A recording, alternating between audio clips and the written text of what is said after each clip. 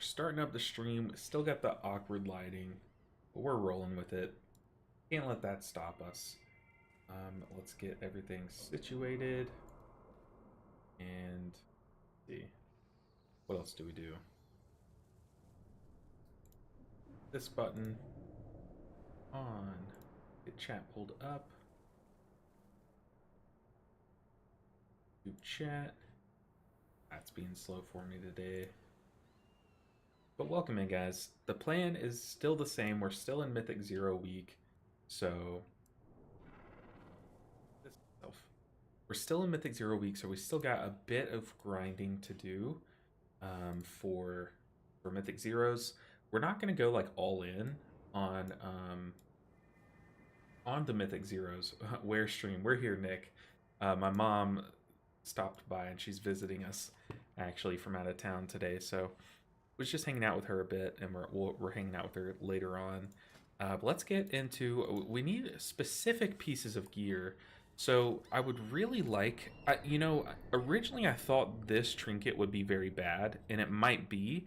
However, when I was using it in raid, dude, this trinket was kind of popping off. It was lining up with like our 2-minute ramps, and it was very nice. It was very, very nice. But I would still like to farm for maybe some trinkets, but we really need a hand and a wrist. So I've been looking at the dungeon journal for hand and wrists, and there's not many dungeons that really give all of them. Oh, let me post in the Discord that we're live. Okay. But yeah, there's not many things. So we're gonna do a siege, and siege is awful. But it gives us our like best waist and a pretty good wrist. So, or I'm sorry, hands, not wrists. We have plenty of hands, or wrists. We need hands. So let's sign up for a siege, see if we can get it done. Honestly, I haven't been doing the Mythic 0 sieges just because I do not like the dungeon.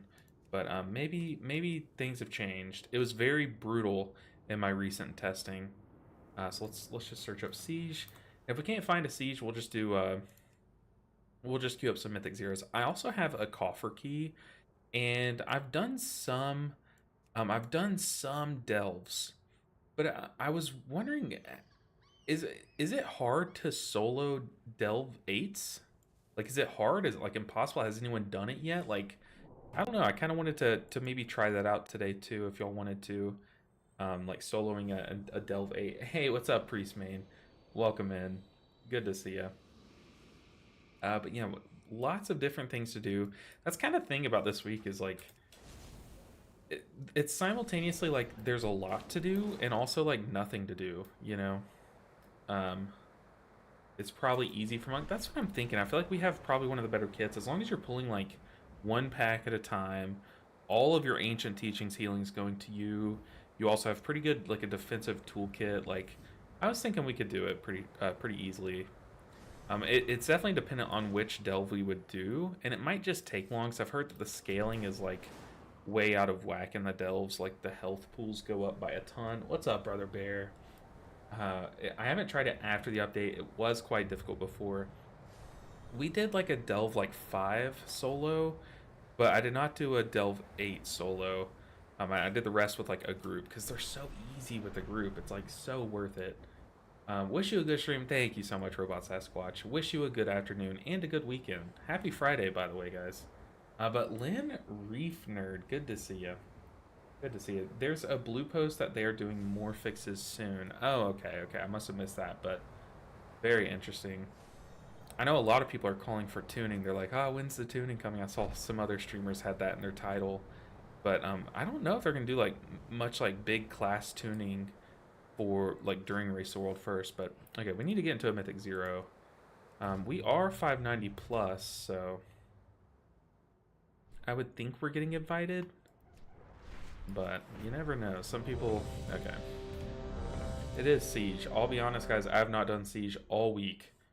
I'm gonna mess up some mechanics.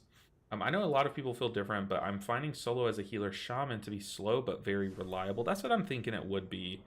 I've done 68s in a row now. Ooh, that's a lot though. A lot of time probably wasted without more than 1 to 2 deaths from dumb mistakes.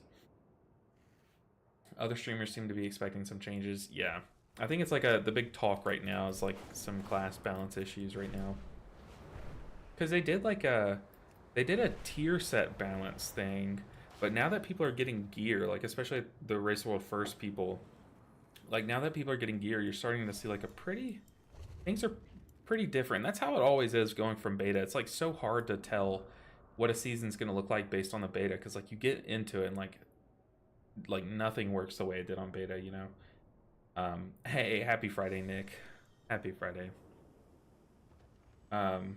So far out of all the healers, solo Mistweaver is actually the nicest. I mean, that's what I'm thinking. Like, the thing is like Ancient Teachings is in Mythic Plus. It's like it's good for maintenance healing on 5 people, but when it's just you, all of that healing goes into you. So yeah, Prez is absolutely busted, and I think Disc Priest is actually kind of crazy too right now.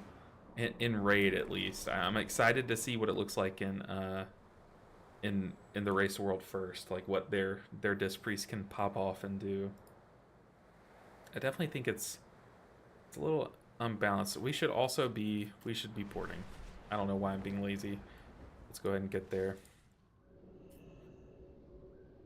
But yeah, it's definitely wild.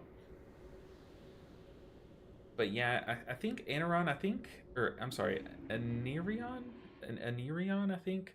I know as a healer, like trying to solo content, like you can do it. Like you have plenty of ways to heal yourself, keep yourself alive and stuff, but it's always going to come down to, can you kill them before they kill you? And yeah, I think Shaman's pretty good for that, but I think Mistweaver's probably a little bit better suited for that, actually. We need to go this way. Feels a bit laggy, a bit like latency. What's up, Electric Guitars? Welcome, man. Happy Friday, guys. Does anyone have any fun plans for the weekend? I know my happy Friday, Christopher LeBlanc Ninjason. Hey, that's my name. Don't wear it out. Appreciate it, Decolitis. Happy Friday, guys. My mom is in town visiting for just the day. She's about to go on a trip with some of her friends, and she stopped by to say hey. Ooh, okay. Ardenweald, the Bastion. We know that that's Rimbatal, so we're going into Siege. We're going to get absolutely trucked by Siege, by the way, guys, so get ready for it. But so my mom's in town, so we're going to go out to eat at a restaurant tonight that we haven't been to, and then just hang out. We were thinking about going to a movie, but y'all know Fridays are date night with me and my wife, so our mom might just tag along with us to the grocery store, get some weekly groceries. Yeah, I think Mistweaver is the nicest to solo content with, in my opinion. I think their kit's just designed well, because like a lot of people think it's like Disc because they can do a big damage and like, you know, that converts to big healing, but when you're a solo Disc Priest like running into a delve, your atonement's like healing, it's healing less than 170% of your damage, you know, and like, but for Mistweavers, you're healing for 170% of the damage. So it's really nice. Like, we scale very well in a solo environment. I knew this was familiar. This is right next to Freehold. Return to Zuldazar. Because I remember going into Freehold so much. I'm just following the DK. He took the Return to Zuldazar thing.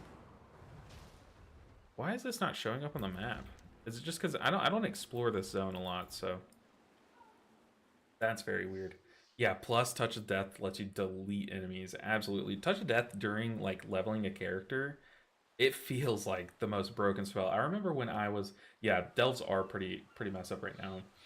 I remember when I was first leveling my Mistweaver, I was like, dude, is Touch of Death okay? Like, is this spell like crazy or what? And then you get into the end game, you're like, okay, it's actually like not that crazy. But how's Mistweaver feeling? I leveled my Druid first and was thinking about gearing up the Mistweaver next.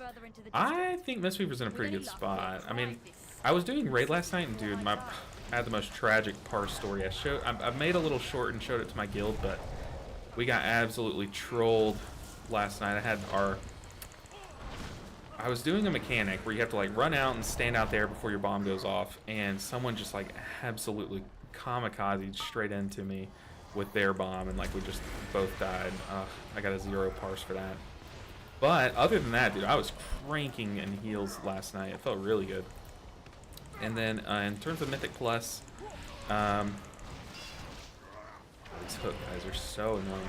In terms of Mythic Plus, I think we have a lot of good tools. I love Celestial Conduit. I do think a lot of people are asking me, like, why does Shayloons feel bad and why doesn't it feel as good? I think it's just that it was so strong in Dragonflight that now that it's at like a good spot, you know, it just feels a lot less good, you know. But I think it's in a good spot. You now have like one more tool, but two of your tools feel weaker than they used to, kind of thing. Like, but I really like the state it's in. And like once we get into like higher end keys, it's gonna be nice to kind of be able to extend health bars a lot like how shamans do. Like shamans, they have a thing where whenever you heal people, you can like give them 10% bonus health. Like just add 10% of their health bar to them as bonus, and we kind of have that in the Black Ox procs. So I don't know, I like it. It makes you feel like impactful, you know, even when you're like over healing. Hello. She's out there shooting fire bombs at us. I'm no expert, but firebomb does not seem like something that we should ignore. Yeesh. Okay. Maybe we like para her, bring her in. I don't like all this, but hey, we're here. Yeesh. Oh, we're getting clobbered. Definitely shouldn't be sitting on the Shayloon stacks though. It'll help us cycle our T's faster too.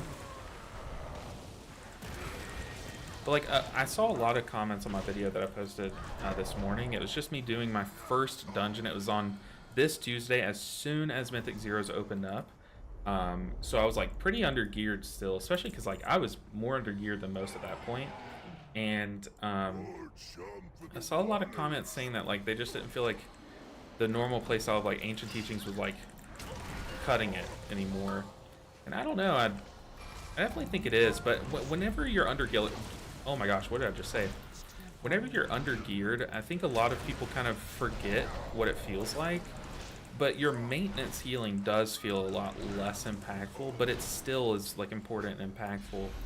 Like it does feel like sometimes you'll fall behind more and rely on like spot healing and like your spot acid spells and stuff a bit more, but it doesn't mean that your maintenance healing is like not important, not good, or worth it anymore. You know, I saw a lot of people were like, I'm swapping builds.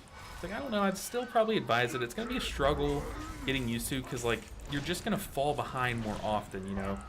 And can't rely on your maintenance healing. Okay, it looks like, yeah, we are pulling, which is kind of terrifying. I would like to not to. Oh boy. Oh god, run from him, please. Oh my gosh, I will say though, I did a dungeon yesterday where I was playing with a mage and a hunter, and y'all can probably already see where the story's going. But man, it felt like I was playing Evoker, because every time I Celestial Conduited? Wow, that past tense does not make sense to me. Every time that I pressed this spell, how about that? It wasn't reaching them, and I was like, what is going on? And I noticed that they were like way out in Narnia for the entire dungeon. So I typed like, hey, do you guys mind like scooting in? Some of my heals aren't hitting you. And they did, and it, like the dungeon got so much smoother then, because I'm sure like some other healing sources weren't going to them and stuff. Like maybe a Shayloons was like missing them and that kind of thing. But like just the simple act of like just asking people to scoot in, you'd be surprised. Some people ignore it, but like, I don't know, it felt really good after that when they did do it. But good luck on the loot. Yes. We're hoping for some loot this time. Did we get something? No, we did not. We got Deep Sea Satin. Nothing good, but we need a waist and we need hands. Those are our only two like lagging behind slots right now. I'm still holding off on crafting as well, because I don't want to like, I don't want to waste crests. I really don't. That's why I'm like sitting at like a lower item level on average, because I haven't used any of my crests. I've just been using Valor Stones to upgrade things. And then like as the vault opens, as Mythic Plus opens up, I'm gonna see what pieces I can get and go like craft off of that. I don't want to craft before I get gear, because then you risk like getting that piece, you know. Even though I'm pretty sure I'm still gonna end up crafting a like a two-hand or something. But yeah. Which situations exactly are Celestial Conduit for? So it's one of those spells that you really have to like play with it to know. I mean, it does do very good throughput. Like using it for its raw throughput is very solid, but it's not like gonna break the bank. It's not gonna be like your #1 go-to. Like I forgot where we were. I was literally talking, just yapping away, got mowed down by the Mafia, but that's funny. This guy said I forgot, LOL, yeah. But it does good throughput, and it's especially like repeated throughput. Like it's pretty good for that. But then also like it's good for like for smoothing out your rotation in Mythic Plus. So like since it gives you a lot of your other spells like cooldown reduction because of Yulon that it procs, you can just use it for like a very solid like rotation, like getting your Thunder Focus T off cooldown quicker so that you just get more bursts of healing and stuff, or getting like Life Cocoon back. Like you'll see me do it a lot right after I press Life Cocoon, just for the cooldown reduction, basically. Not just for the cooldown reduction, but I don't know, it just does so many things. It's good for mobility, so if you know that you have to be healing on the move, like if I know that I'm about to get a mechanic where we're going to be moving around a lot and I need AoE healing at the same time, it like that is the cooldown. You know, it's like if I need to cast Shayloon's Gift but I can't because I know I'm going to have to be moving, so it's Celestial Conduit, you know. Yeah, LMAO, holy crap, ouch. I totally just was yapping away W keying. We definitely got mowed down. That's actually hilarious. And as it was happening too, it's like one of those things where it's like I know I could probably like survive, but at this point I'm just accepting my fate. But yeah, it's one of those things. It's also really cool because like you can cast a couple different spells while you're channeling it, so it's not like you're just sitting there being a beacon of healing. Like, oh, let me press it. So say like I'm doing it and I need even more mobility, I can be like pressing it and I can roll and I'm still channeling, or I can dispel and still be channeling. Like you can pop your defensives and still be channeling. Like it's just, it really is, its strength lies a lot in its versatility, not just its throughput. You know, it's one of those cooldowns. So it does take like a lot more practice getting used to it, but yeah, it definitely is really, really good.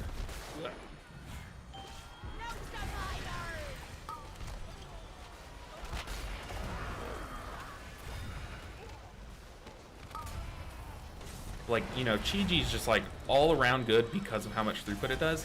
It's definitely not that, you know, but it's close. It does good throughput.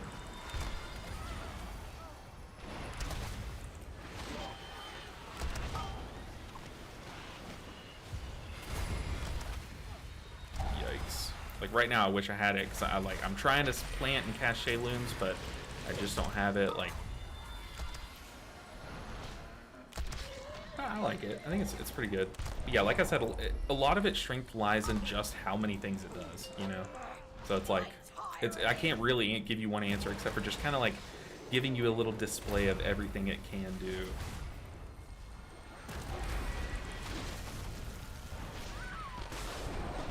Yeah, it's quickly become like one of my favorite buttons. I still love Chi-Ji. Like, I'm a hardcore Chi-Ji guy. Like, every time I press Chi-Ji, the dopamine just like shoots off, you know. What is your add-on to heal? So I use Cell, which I said I would post it in my Discord after the stream, but I realized I forgot. So I'll definitely look to do that tonight. But I use Cell, that's what the nameplates are. And then I use Omni CD so that I can see like my group's cooldown, so I know like, hey, I probably should like spam into the tank right now because he has no defensives, like that kind of thing. And then I use Weak Words just to display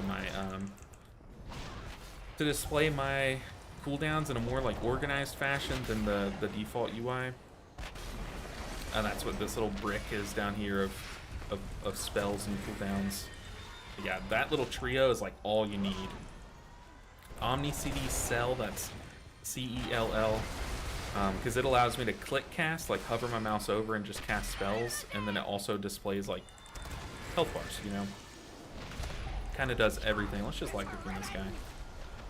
I was gonna say we could just like let our ancient teachings like funnel into him, but no, it's just so much safer to just cocoon him up. Yeah. I didn't know any of that, so that was helpful. Okay, good. I don't use Voodoo. I actually was told when I first started playing the game, they were like, yeah, Voodoo's really good. LVUI is really good. Like, both of those are really good add-ons. Just, like, don't use them, though. It's a lot. And I was like, okay, fair enough. Oh gosh. On which spell do you use your Thunder Focus Tea stack the most? In Raid and Mythic Plus, if different. I usually default to free Enveloping Mist. Ooh, okay, so definitely be moving.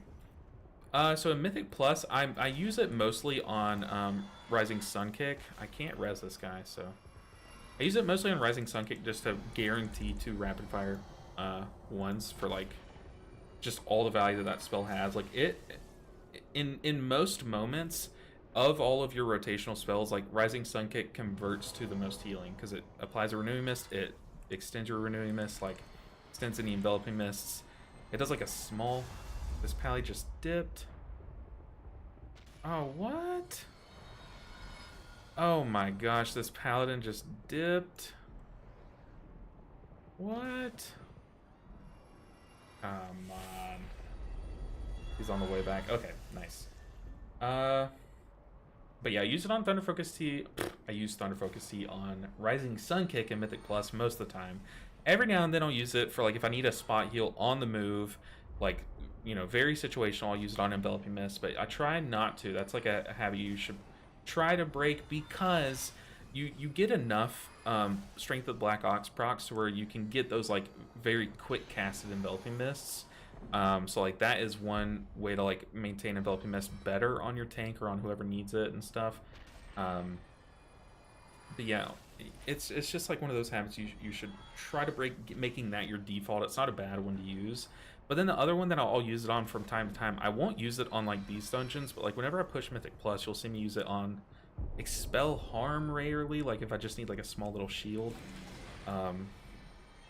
Other than that, in Raid, with the build that I'm using, I use it on Renewing Mist, but like on some bosses I'll swap to the Rising Mist build and oh god, and use it on Rising Sun Kick there. I think I used it on a Renewing Mist once and an Enveloping Mist once on that build too, but mostly I use it on Renewing Mist because I use oh god, getting chain stunned. That was the worst Chiji I think I've ever done. But yeah, it has like a lot of different options, but for the most part, Mythic Plus you try to use it on Rising Sun Kick. Oh, this feels like a mistake. What are we doing? Maybe we revival. Sure, let's revival. Let's help out the tanks. Pop a defensive. We're gonna need a prayer. Everyone cross your fingers. Hopefully we can survive this. Nope. One person dead. I'm silenced, but we're still kicking. I'm still silenced. I can't expel harm. This is very awkward. Okay, we made it. What? But like, there's just, it's one of those things too, just like with Conduit the Celestials, like, in Mythic Plus, gosh, these trees are very like in the way. But in Mythic Plus, like there's just so much that you're getting from hitting your Rising Sun Kick with it. Like even as little as like just the verse buff from like Secret Infusions is nice, you know. It can help out in a pool, help you bounce back and like steady out health bars and stuff. But yeah, that's kind of where I mostly use it. Okay, I do see a couple messages on YouTube that I think I was too busy to catch. Bells are so messed up right now, yeah. Can you explain your rotation a bit? I'm a little rusty. I do have, well, I guess I didn't make a 1-minute guide this season for Mistweaver, but yeah, let's dodge. Oh, I almost hopped onto it. So what we're doing is we're basically, our number one goal is we're trying to maintain our Jade Fire buffs as much as possible, because if you're punching and kicking without those buffs, then you're losing out on so much value. But outside of that, to put it simply, you're just trying to maximize how many Rising Sun Kicks you can get out, because that's good damage. Once your target count starts climbing, you can spinning trinket. But I think on this pool, I think I do want to just stick to my single target. Like right now, our Jade Fire buff, our Ancient Teachings fell off, so we Jade Fire Stomp to reapply it, and then we're just Rising Sun Kick whenever it's off cooldown, and then we're Tiger Palm to get to 4 stacks of Teachings of the Monastery, and then we're Blackout Kicking to try to reset that Rising Sun Kick cooldown. So it sounds like a lot, but really at the core of it, at the heart of it, it's just, why did I walk right back into that?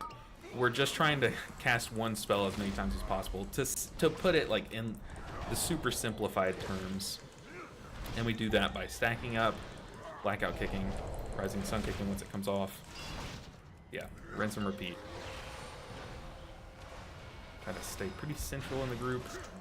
Yeah, see, it does do really good damage. It's like, there will be some boss mechanics for Celestial Conduit, like, might not be enough to solo it, but you can kind of pair it with some, like, more powerful effects. Like, maybe then you can use Thunder Focus Tea right before, or, like, you can pair it with, like, a Shayloon's Gift and just, like, laugh at a mechanic.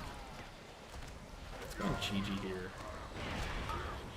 See, like, this, the target count, it's like, once the target count just starts to climb to where it's like you can't count how many targets there are, you definitely should be just spinning crane kicking. Oh, God. And we're gonna die here for sure. We have Life Cocoon. We also have Revival. It feels bad to Revival there, but I did not want to wait the cast out for Shayloons. Definitely, I'm not a fan of this one.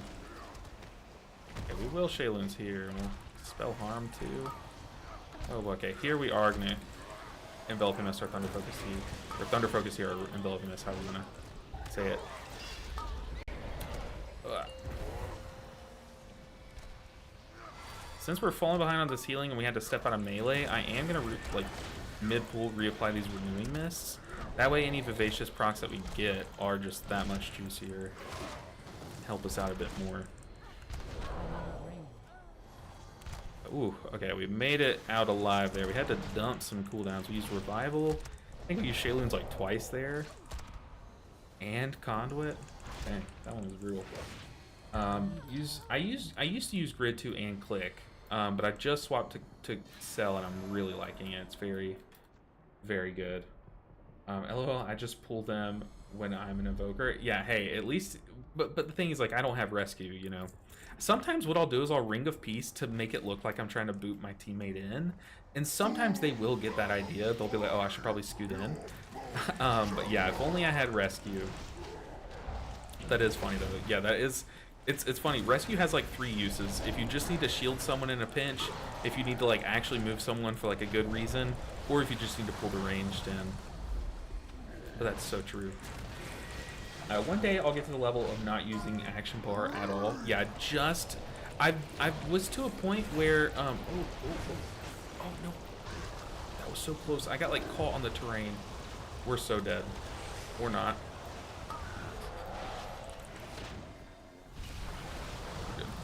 But anyways, I just got to the point where, did I jump over that wave, by the way? But I just disabled my action bar 1. I think I downloaded a WeCore that let me do that. So I think in the default UI, you can't just turn off your action bar. Maybe there's like a command that you can type or something, but I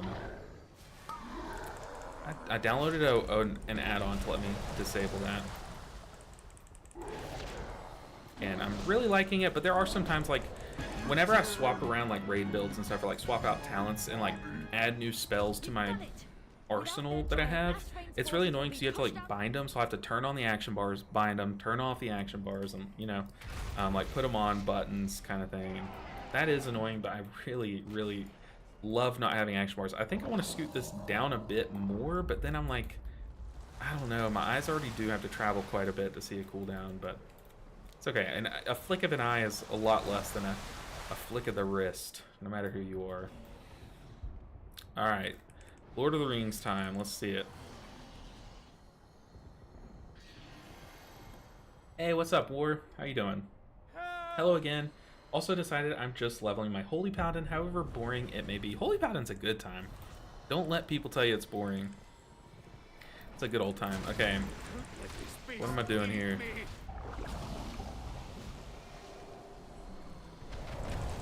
Remember, this, like, knocks everyone back now, which is just weird. Vigoth.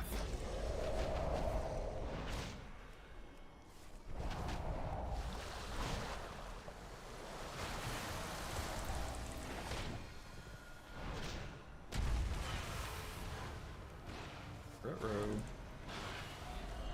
Have Enveloping Mist going on him. Our monk is fine. What did our monk use there? Our monk used their, like, Touch of Karma thing. It's definitely Shayloons here.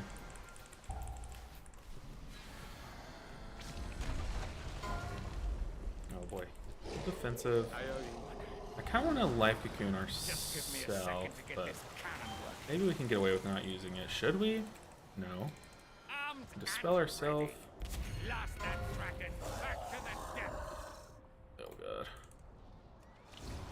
Let's just like in the Paladin. I feel like there's no point in not doing it. Uh-oh. Yeeted. Let's just revival. I don't know, just trying to play it like super safe. Yeah, I'm really liking, I'm still definitely not to the point of, oh yeah. Still not to the point of being like completely like minimalist UI, you know, far from it. Y'all see this giant block of icons that I use for my cooldowns and stuff.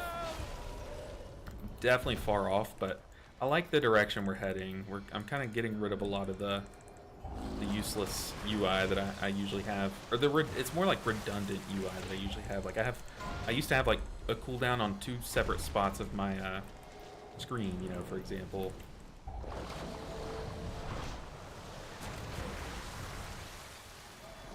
And these vivacious procs, I did Thunder Focusing and Envelop MS there because I was on the move and I needed to cast it on that guy. Ugh. Cannon's good to go. Turn that beast into chow. Oh no! Oh, I thought we were out.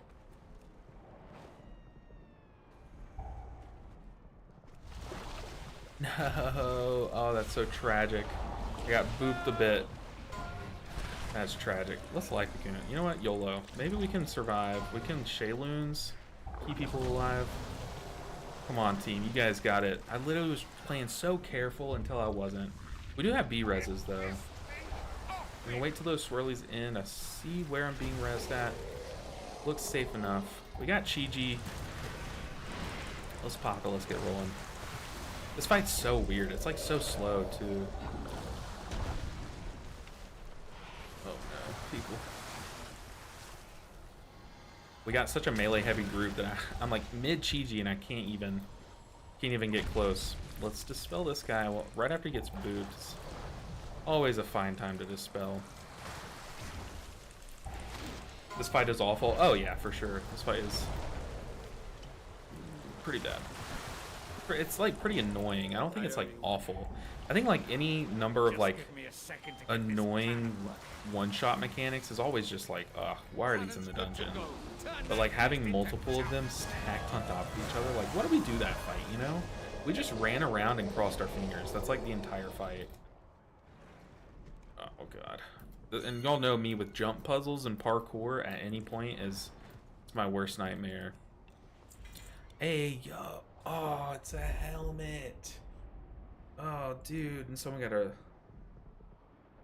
Oh, man. We got the helmet. Dang, that's like the one piece we don't need. We're so set on helmets right now. Crazy. I think awful is a valid description. Yeah, it's pretty awful.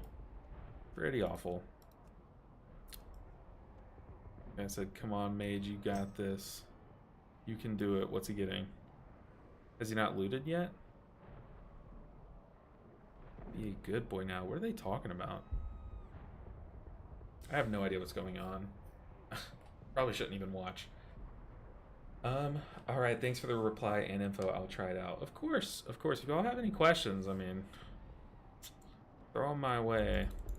Unfortunately, though, we still are lacking, dude. Our gloves are still pretty sad. Same with our waist. We don't have a Gucci belt, which is pretty unfortunate. Dude, our helmet's sick, though. Okay, let's hop into another one. Oh, he was talking about, he wanted a portal, which is funny. But yeah, let's hop in another one. We do need very specific pieces of gear, so we're gonna try to be like a little smarter about which dungeons we do. Since I am going to hang out with my family in a bit, we want to look for specific pieces. So we want both a waist and hands. I only care about item level, so I don't really care about substats. So I'm not hunting BIS pieces, but like hands. Okay, so City of Threads is an option, but I think Siege was like our only one that had hands and waist. This one has waist.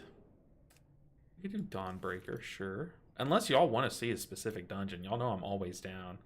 If y'all have one in mind. I know I should do Mistweaver Mythic because there is a waist and a trinket that I would like. So we might just rock with Mistweaver Mythic, to be honest. It is my favorite dungeon this season as well.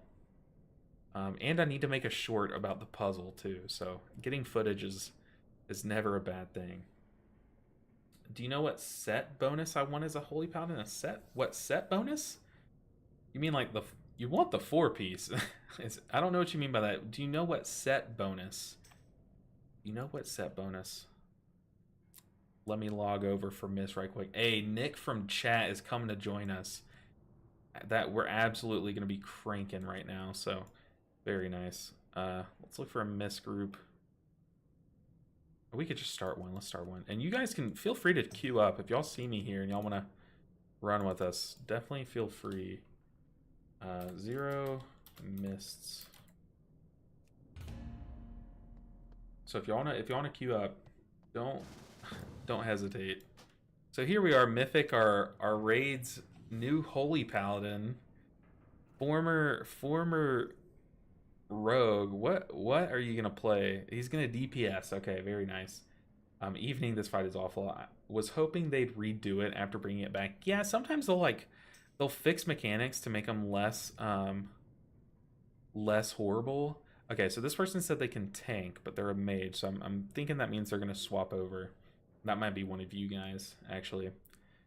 Yeah, usually they do want to they do fix like things like that are kind of horrible to play around. My Mistweaver, come on, it's literally my job to play Mistweaver, and I can't even say it. My Mistweaver man, what up? What's up, Artrice? How you doing? Or Artrice? I said Artrice.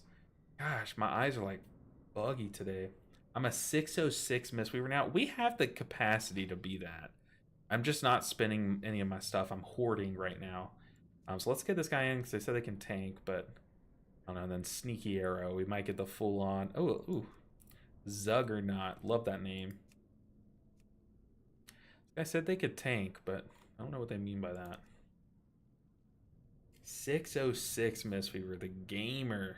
The gamer. You can filter the dungeons in the new list. Yeah, I'm still like getting used to that. Like sometimes I just forget it's a thing. But also I kind of wanted to do my own thing. But also Roar's BC, what's up, dude? Welcome in. This fight is awful. Yeah, Roar's, I agree with that. I don't like healing DK tanks. I never know if they're chilling or about to die. How do I play around them comfortably? They're still like mostly self-sufficient, but not like to the point where you can ignore them.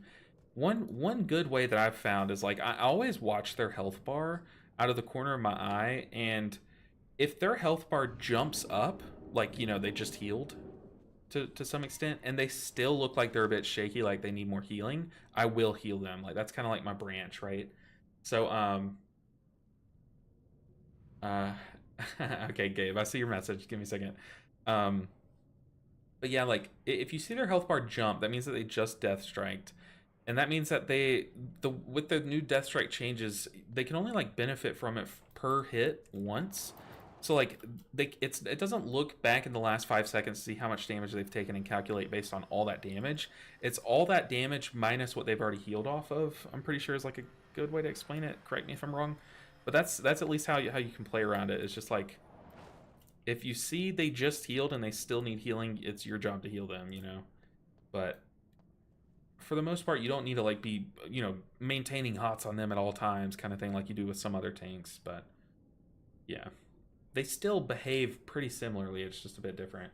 But okay, so Gabe said, okay, buddy, 1, good seeing you. It's good seeing you as well. And 2, why the heck would I want focused T plus T of Plenty or T of Serenity? The math ain't mathin' for me. I think you don't. I know like some PvP players run these talents, I'm pretty sure. Because they really hope for like triple enveloping mist, you know, like boom, boom, boom, like big heals kind of thing. But I don't know. I don't think we do that. I just logged off to see if you were on, but it's been bugging me, lol. Well, I'm glad you caught me. We do need a tank. Do we let Bell W in? Bell W? It's 567. Is that good? I know it's like low, but like, are they good to tank a Mythic 0? Is what I mean. I don't know. But we definitely should be TPing there right now. Here's a tank. Bring them in. Teleport. I still don't know what the teleports are called, but there we go. We're heading there. let's see. The math didn't math on these Mistweaver talents. Yeah, they're really weird. They're really weird. I don't know. A lot of people kind of like meme around with them or just like play them for fun, Gabe, but like they don't. I mean, they don't really. A lot of times, the problem with them is, I'm sorry, Artis. I'm sorry, did I miss you? Or you're US, or else I could tank with my 595 Vintage Demon Hunter. There's teleport. Yeah, but I'm lazy for that. I have the TP. It's fine.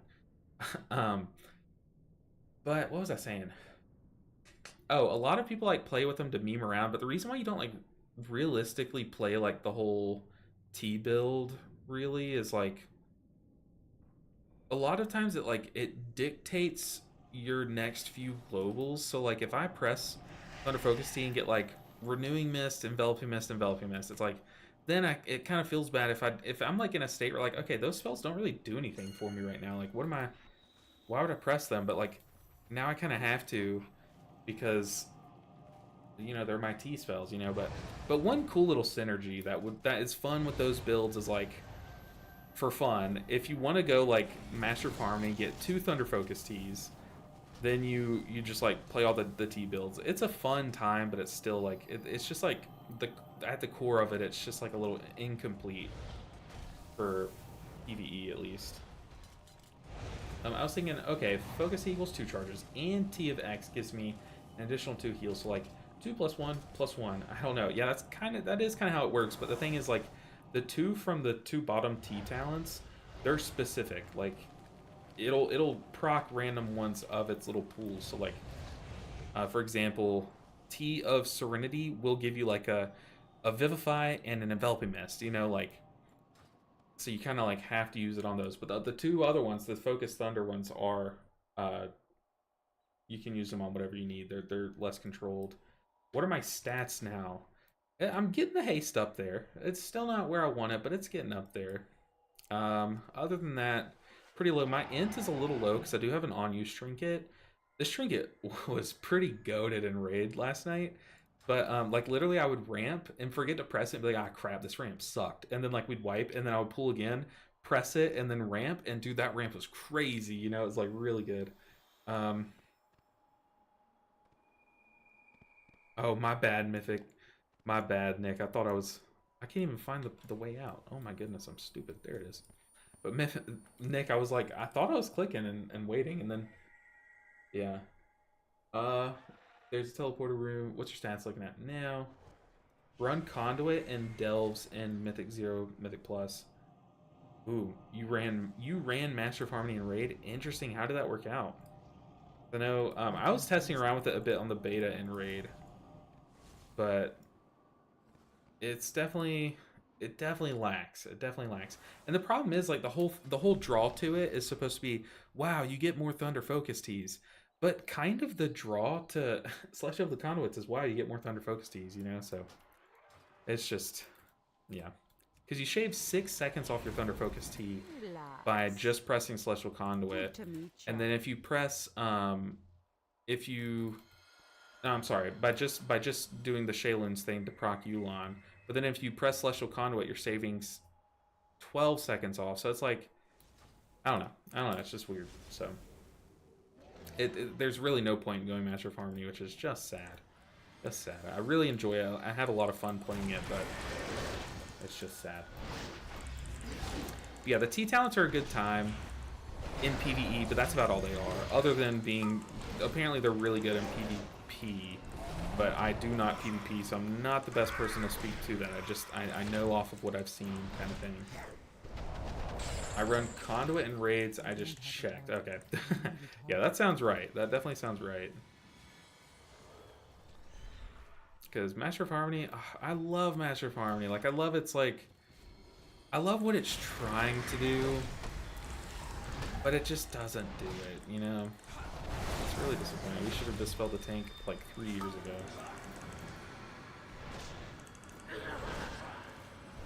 I can't choose between gearing up my Mistweaver or H-Pally next. Well, you know what I'm gonna say. Come on. It's like you know the answer. It's like you know in your heart of hearts what you really want to you're up next, but you're afraid to admit it to yourself. So you're like, let me ask the Mistweaver streamer what he thinks. Mistweaver for sure. Yeah, RT said, or Atrice. Oh my goodness, am I dyslexic or what? But Atrice said Mistweaver for sure. I am liking Holy Paladin so far, and you know what? I'll be honest, so am I. I really am liking Holy Paladin. Revival. I definitely regret that, but no regrets. Yeah, Holy Paladin is in a very fun spot. It's definitely that ult that I had the most fun leveling. It's paralysis that. Try to stop the cast.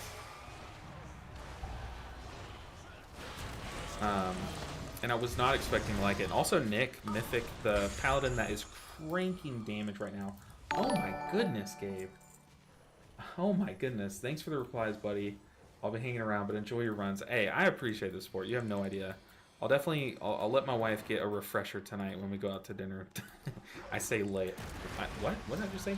I say let, but we all know she lets me order the fries and stuff. But I appreciate it so much. You have no idea. I always say, like, every little bit of support adds up, and I mean, you guys are helping my dream become a reality. So I'll reply to any question you guys ask. Almost any question. I should definitely specify. But of course, but yeah, those two talents are just, they're fun, but they're not.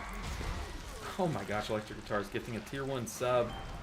Oh my goodness, we are beyond 80 subs, guys. That is like, I'm just standing in that. We're past 80 subs. Like, can any of y'all remember when? Like, I remember when I hit 20 subs, and I literally texted my mom, and I was like, Mom, I've made it. Like, but we're past 80 subs. I mean, it's like, it literally is crazy, but it's thanks to the support of you guys, and Electric Guitars, thank you so much. And also, congrats to TK Silent, also living up to the name, the lurker in chat. Congrats for the gifted. But y'all are amazing, and happy Friday, guys. Hopefully, you'll have some fun plans for the weekend. I think, let's see, what are my plans for the weekend? I know what I'm doing tonight. Like, me and my wife and my mom are going out to dinner because my mom's visiting. Or, like, stopping by our place. And then after that, Saturday I'm probably going to work on videos all day, if I'm being totally honest. And maybe, like, mow the lawn and stuff, you know, do pretty normie stuff. And then Sunday, there is a Magic the Gathering tournament that I want to go to. Play in. I definitely Chi-G'd way too early. I like to Chi-G during this portion, the slams. I just kind of AFK Chi-G'd, but yeah, Sunday I really want to play in a Magic tournament. That's at our local card shop.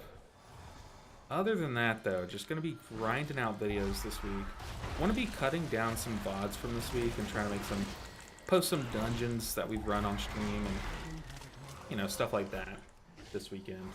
But Gabe, I appreciate you. Electric Guitars, I appreciate you too. Does your mom understand streaming? Because I try to explain streaming to my parents. They stare at me with blank faces. Yeah. This guy's saying he doesn't remember the... So, yes, she knows how it works. But I think, like, when I was first starting doing all of this, she would recommend, like, oh, well, you know, your uncle can help you find a job. Like, reach out to your uncle. I'm like, but, like, I really want to try to pursue this full time.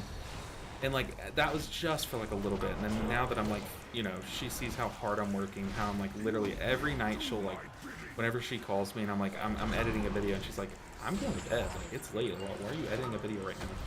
You know, like, she sees how hard I'm working, and she, like, gets it now. She's like, okay, so maybe he can make it, you know? So it's like, I've definitely had to, like, prove, or if I'm peeling back the curtain with you guys a bit, definitely had to prove it to people around me. 'Cause, you know, it's definitely like a pipe dream until it isn't, you know? And it takes, like, a lot of work. But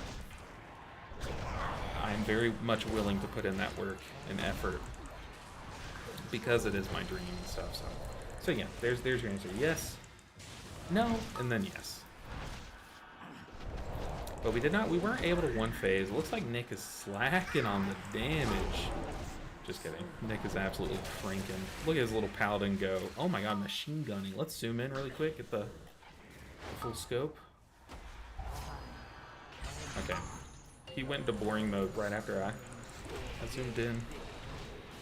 So one little trick for this fight, we used to have like more of like a bursty DPS window, but like we don't really have that much. But if you're using any like DPS trinkets or like any trinkets that like boost your stats or anything like that, or like your thunder focus, so you kind of want to save them all for once you've killed the tree, especially on like fortified weeks. I know that sounds weird. Well, I guess it's like it's gonna be different now, so I don't know. But like the point is, like if you're gonna try to burn the tree, like you as a healer, you'd be surprised how much damage you can do, especially in like a 2-target cleave or like whatnot. Like you can funnel pretty heavily into the tree, but once you kill the tree, you want to really burn the boss. But okay. One thing about healing this season, guys, is us healers, we are forced to work. We have a job, and unfortunately our job is just that we have to solve the puzzle. No one asked us, they just signed us up. They wrote our name on the clipboard. They're like, hey, you're doing this work this season. So unless you have like an augmentation evoker, it is our job to solve the puzzle. So how I do it is I think filled leaf. Ring leaf, filled leaf, ring leaf, filled leaf, ring leaf, filled flower, filled leaf, ring leaf, filled flower. So then the one that has something that's different than the rest is the ring. So the one that had the ring is the only one that has the ring. Therefore, it's the one that is the one. So I think it's this one, right? Nope, it's not that one. It's this one. Filled leaf, ring leaf. So it's this one. Yeah, that's how I do it. Is in my head, I'm just like sitting there repeating back to myself what's going on, and also like there I was kind of like talking while doing it, but sometimes you'll see me like also like be throwing out some heals and like trying to like spinning crane kick and like reach things while I'm on the move and like really trying to min max. But for the most part, they kind of just make us do it. But yeah, it is this one. I hope it is at least. Yeah, that's what we're doing. I have no clue how to solve the puzzles. So basically, there's always 4 totems, and they either are a leaf or a flower. They're either filled or empty, and they either have a ring or no ring. So you're gonna find one that has something unlike the rest. So that one was a full-on leaf. You know, it has a ring and a flower. So we're looking for one. So that one doesn't have a ring. So we know that since this one isn't an option, since we can't take this wall, since there's no like arch there that we can walk through, we know that the one that we're looking for is going to be one that's not filled, because the only thing that this one had in common with this one is that they're both filled. So that tells us, okay, we need to look for one that doesn't have something in common with both of those, so one that's not filled. So then this would be our one. So it's this one. Because this other one, no matter what it has, this one has something that's it's, oh my gosh, it doesn't have the common denominator between the one that's not possible and the other one that's not possible to walk through. That's a horrible explanation, but okay. So this one's a full-on leaf again. So full-on flower. Full-on leaf. Okay, so we know that the one that we came through is a full-on leaf. Means it's filled, it has a ring. So if there's one that's completely opposite to that one, meaning that it's a flower that doesn't have a ring, isn't filled, then we know that it can only be that one, because it literally has nothing in common from the default one. So then by literally just checking this one, we know it's right, because it's the exact opposite of the one we came from. So that's like a cheat. Like if you come across one that's completely different, like right now, if we saw one, like if I checked like this one and it was a leaf that had a ring and was not filled, I would know that's right. But it was a filled flower. This is a full-on flower, so then it's gonna be this one. So it's got to be that one, because it doesn't share any common denominators with the other two that aren't possible. Hopefully that makes sense. Okay, I'll stop talking about the puzzle, because I'm sure people don't like talking about the puzzle, unless you want me to keep doing it out loud. But I know some people didn't play in Shadowlands, or some people didn't heal in Shadowlands, and it was very like common to just make your tank do the puzzle. So like that's why I can like kind of do it super easily. So just to show you guys again, and also just to double check, we have a filled flower, we have a full-on flower, so they have everything in common other than the ring. So Looking for something that shares nothing in common with those is a leaf. So that's already one thing, and it's not filled, so. I don't know. Does your hand start hurting after a while playing with Mistweaver? I swear Mistweaver gives me carpal tunnel. I literally have an ice pack. I've been icing my hand all morning. I popped ibuprofen before I went live. Yes, Mistweaver hurts my hand a lot. It's definitely part genetics too. I've been saying it for a while. There's a surgery I need to get that I'm kind of putting off until after this whole War Within release schedule. But yeah, I'm definitely gonna get surgery right after I grind a bunch. So yeah, Mistweaver especially is very action intensive, and since it's like a proc chance, like you have a chance for something to proc every time, it's definitely very taxing on the hands. So that's the flower. Those were all 3 leaves, so it's this one, the flower. Yeah, Mistweaver definitely does hurt my hands for sure. I don't know if it gave me carpal tunnel, but it definitely helped a lot. By helped, I mean hurt. What do the yellow lines by my Holy Paladin mean?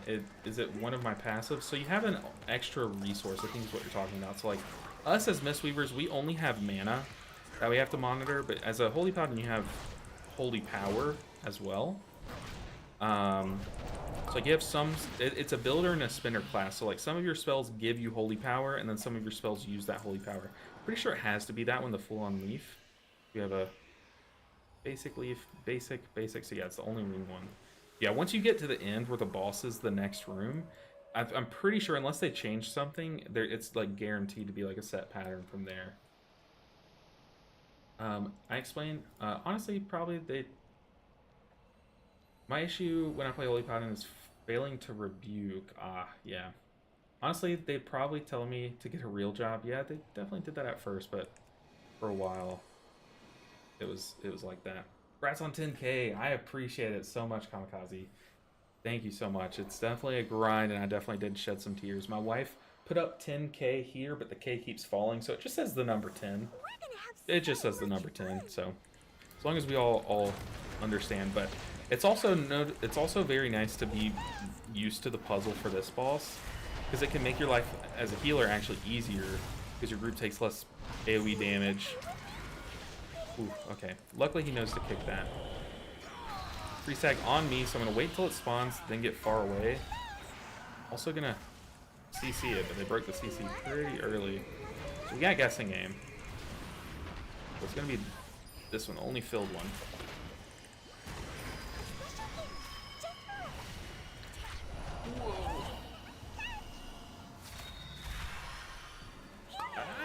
Okay, we took some dodgeballs there. Okay, don't hit it. Oh, I can't paralyze it. That's awkward. That is awkward. Yeah, definitely. Also, I'm a button masher. You guys can probably hear it. I press like my buttons multiple times to make them do their action, which is not good.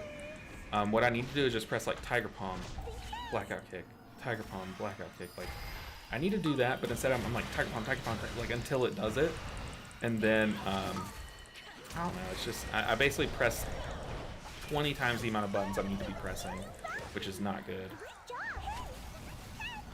But one thing too, I know a lot of people who are watching are probably Mistweavers, but one thing about these dodgeball lines is they look pretty fat, like they look pretty thick, but they're actually a lot more narrow than they look. Okay, we saw that we got marked, so we're gonna wait till it spawns and then move. Okay, they keep breaking my... That's okay, they killed it like instantly. Just touch of death, come on. Hey, touch of death right before her damage scale down went. That's crazy, I didn't know that. But the dodgeball lines are pretty narrow, so like I wouldn't game it. I wouldn't try to just barely sidestep it, because that's gonna get you in trouble. But you definitely have more leeway than it looks like, is what I'm trying to say. I have no clue how to solve those puzzles. Oh, interesting. I played Shadowlands some, but never understood. I thought I did, but then I didn't. LOL. I didn't play any Shadowlands or BFA. A lot of these dungeons are brand new to me. Same here. You guys know I did not play in BFA, so...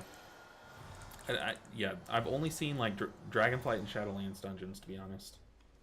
Of course, my pleasure. I used to stream on Mixer many moons ago. I don't know anymore. I don't anymore, but streaming is fun. Definitely understand that every bit counts. I appreciate you so much, Gabe. You're definitely amazing. And on Mixer of all things, there was a point in time where I was like, I'm very new to streaming. Mixer's also kind of popping up. Do I just stream on Mixer? I'm glad I didn't. I'm glad I sucked at Twitch, but yeah, there was definitely a time. Oh, we definitely should Shaylins here. Yeah, we're chilling. That was close. Ooh, are we going right? Interesting. Okay. You know, it's funny because like when I was playing in Shadowlands, one of my that got close. But one of my professions is skinning, and there was a legitimate gold making way where you would just come to a mythic, this dungeon, Mist of Tyr Scythe, solo it up to this point, and then just kill these mobs in bear form as druid, and then just skin them. And you guys have no idea how many times I've just run this dungeon solo just to skin these guys, because look at all that meat they drop. That meat was like 25, 27, 32 a pop, like, and then you could skin them and they could drop like purple leather, and like it was, you know, I was rolling in some dough. But you never really come this way. I know a lot of us, if you've pulled these packs back here, it's literally just to get like extra count at the end, you know? But these pulls are, I don't know why people don't pull them. Like, maybe it's just like a counting, like they don't give enough count, or maybe it's like they're slightly harder than what's on the other side. But I mean, it's like all similar mobs and stuff. But yeah, I guess it is. It could also be these flight patterns, because like imagine we're doing a dungeon. My voice just cracked really bad there. But we're doing a dungeon and both of those flight mobs just like pathed over us at the same time. That would get bad. So I'm sure there's plenty of reasons. Let's see. Or do they mean the lines on the avatar? Oh, probably the avatar lines. Yeah, you're right. So whenever you pop your wings button, or your avenging wrath, or your avenging crusader, whichever you're using, whenever you pop that, you're gonna apply Dawnlight to a few players. I think it's 4, and that's just a hot or a dot if it applies it to an enemy. But for the next 8 seconds, while that dot or hot is on them, anything else? Run. Honestly, no. We're fine. Yeah, just don't stand and stuff. There's not a soak. No. But yeah, and you basically, once you're in your wings and you have those dawn lights applied, you just connect to them and make like these laser beams, and they'll heal any allies that are in the path. They'll also damage enemies, so you try to like line them up as much as you can. Let's see. I do the same. LOL. I mean, I main Prevoker. But thinking of FW, of Fistweaver for my second healer, I definitely recommend it. Your 1 minute plus YouTube vids are groundbreaking. Hope more learn to say more in less time. Congrats. I appreciate that, Cabbage Man. I always say this. Whenever I make videos, I'm very new to the scene. I've only been making videos to a meaningful capacity for like a little over a year now, but you know, in general, a couple years. But when I was first starting the game, if you wanted to learn a spec, and especially as a Mistweaver, you had to watch like a 30-minute guide. I remember when I first started learning, the season that I started learning, the only guide up at the time was a PvP guide. So I learned how to play Mistweaver in PvE with the PvP build. So it was like, it was rough, you know. But luckily the PvP YouTuber is like excellent and helped me understand the spells like when I was first starting off. But yeah, I was like, man, whenever I'd log into an alt, like I would like load up my Resto Druid or my Holy Priest, I'd be like, I just want like a really quick guide to just let me know what's up. Like, what am I doing? And then I can figure out the rest. But that wasn't a thing, so I was like, you know what? I'm gonna be that guy. Like, I'm gonna make those 1 minute guides. And yes, they did all kind of go over a minute, sure. But they're effectively a minute, right? Like, you can just watch them. You can 2 times speed them, and then they're a minute, you know? But you can only talk so fast. And you also, I feel like if I didn't include some of the really, like, important information, it's just like, I don't want it to be an incomplete guide, but Hey, okay, we did get a staff. I don't need the staff. I do not need the staff because I already have a crit mastery one. This one's a verse mastery. I don't know. I guess I could sim it, but I'm sure it would be like a very small game. But I enjoy making them. You'd be surprised though, for a very small video or a very short video. I also need Rim. But for a 1 minute or 2 minute video, it takes like longer to make than a full length video. It's crazy. How long have you been streaming for? So the first time I streamed, I was streaming Smite to literally just my friends and a couple other people that would watch me every now and then. And that was in college, like in 2017, 2016, just for like that 1 year. And then I streamed like some Magic to my friends and stuff. But then streaming WoW, when did I start? It was Dragonflight. I mean, it was Dragonflight the first time that I streamed. I think it was Dragonflight. I couldn't tell you, but we've come a long way thanks to you guys. Y'all are crazy. Y'all are popping off for sure. Starting the expansion late, just started grinding dungeons as a Fistweaver. I feel like my Tiger Palm Blackout Kick do nothing when it comes to healing. I'm finding I'm spamming more Vivifies than actually playing. So you're not the first to say that. A lot of people have been saying that. I appreciate you, Nick. Get back to work. But a lot of people have been saying that. But the thing is, like, I think people, especially if you played Mistweaver back in Shadowlands, you're used to like seeing health bars like chunk up. But like it's not that anymore. It's not how Ancient Teachings behaves. Ancient Teachings will split the healing. So if I Tiger Palm a dummy, let me find. Do y'all know where dummies are in Dalaran? I was not expecting a Dalaran port, and I kind of got baited. But I don't know where dummies are here. But if you Tiger Palm, like it's gonna split barely any healing, and then if you like cleave a Blackout Kick and hit multiple times, it's gonna like split all that healing. So like health bars aren't gonna jump, but treat it like it's a hot. You want to keep that hot active at all times so that your spot heals you have to do less often. And but the thing is like it's only a hot. You're gonna have to cast these vivacious procs every now and then to help maintain that. But it's not like gonna be your solo way to heal. You are a Mist Weaver. You need to weave in casts, weave in kicks. Like you need to play both because the whole kit comes together to make something powerful. You know. Okay, let's get into a group and then hopefully I can show you because I'm sitting here in Dalaran. Like I feel like that meme where it's John Travolta and he's just sitting there like, you know, with his coffee. That's what I feel like right now. But what professions do you have currently? I have enchanting, and I've been making some gold off doing these cursed enchants. You see here I'm enchanting 82.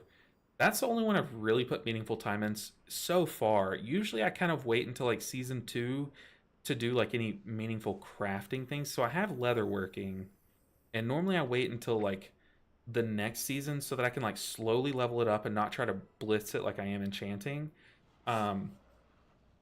Because leatherworking is very gold expensive to level up, and I feel like there's no point in rushing it, in my opinion.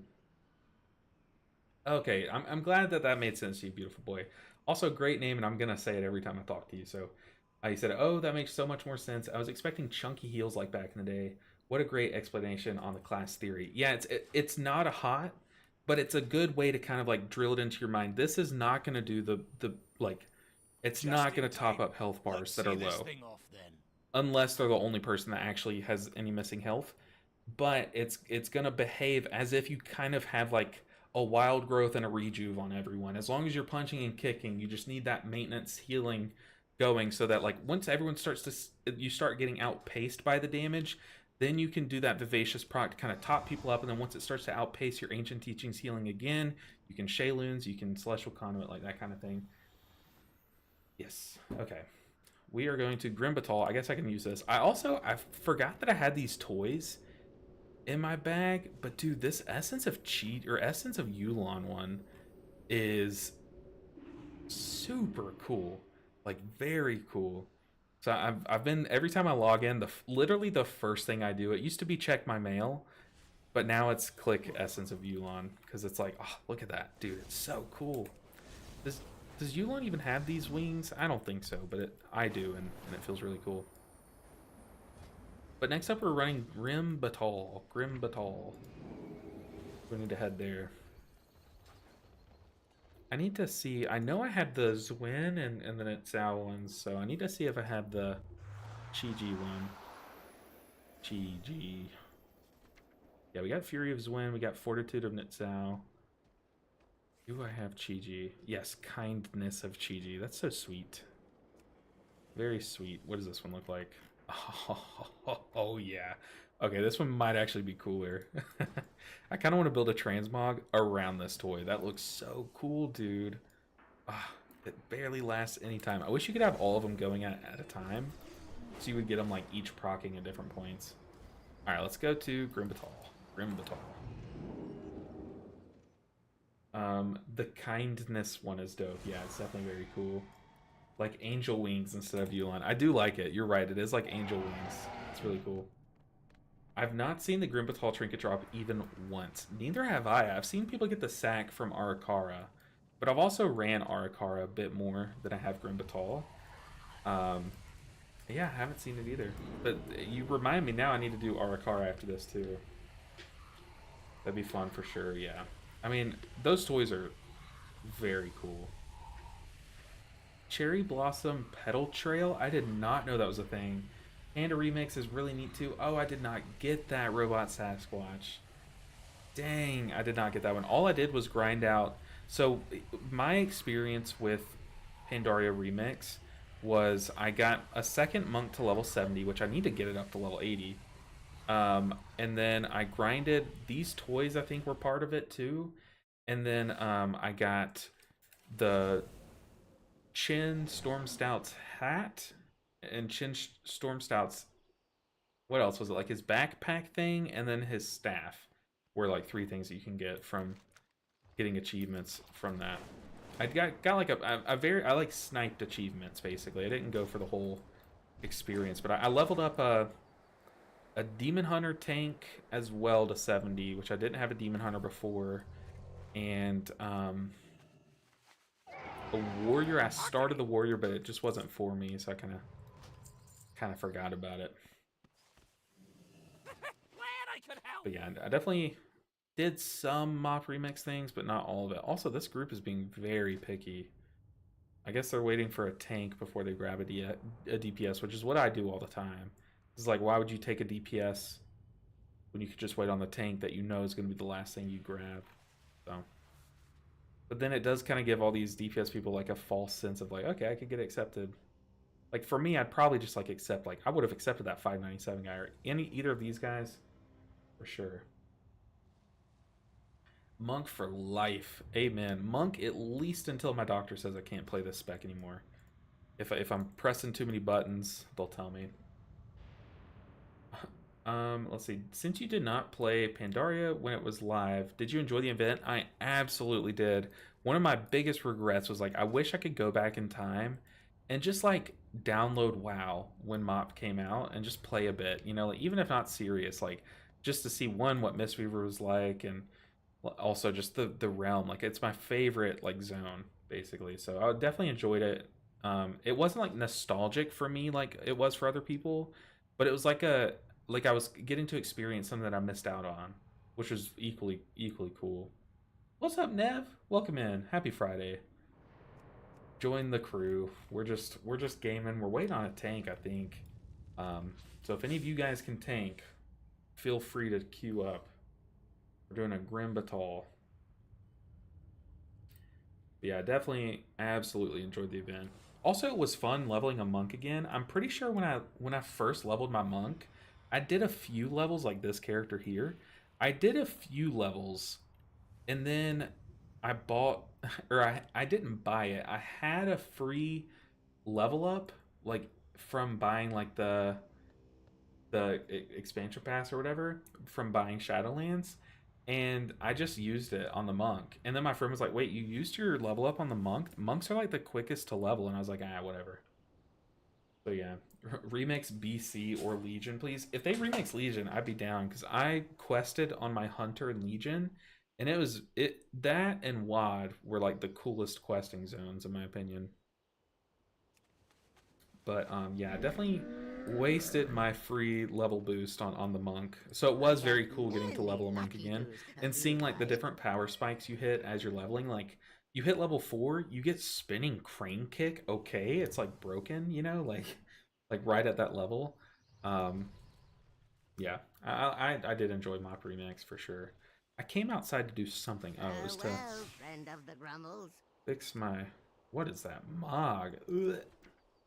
There we go. This with the Chiji wings? Yes, sir. Sign me up. Wait for it to proc while we wait on a tank. We wait. With the portal in the background? Hey, this is a cool thumbnail. If the Chiji wings proc, if I like summon Chiji at the same time, ooh, that'd be cool.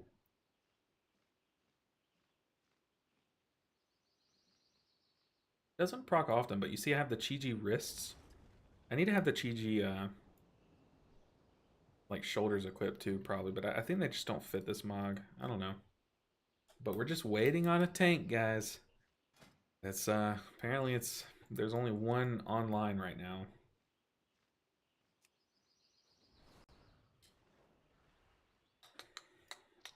I guess I could have been crafting this whole time. Let's just go ahead and click the toy again so it auto procs.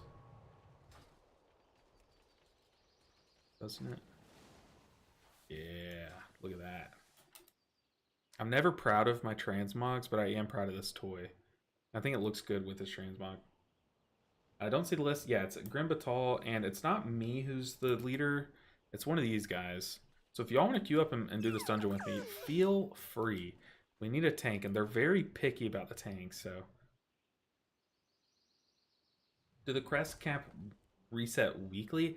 I don't think it resets, it just extends, unless they change something, but yeah, it's a, like you can tell here, so, Gabe, if you press C, like go to your character screen, click currency, and you can see your crests. It says season maximum, so it's not a weekly maximum, it's a season maximum. And I'm pretty sure if they keep doing what they've always done, since I've started playing, they'll just like bump up that maximum each week, I think. But yeah, I think it is weekly. Hey, what's up, Nav? More like Neverest.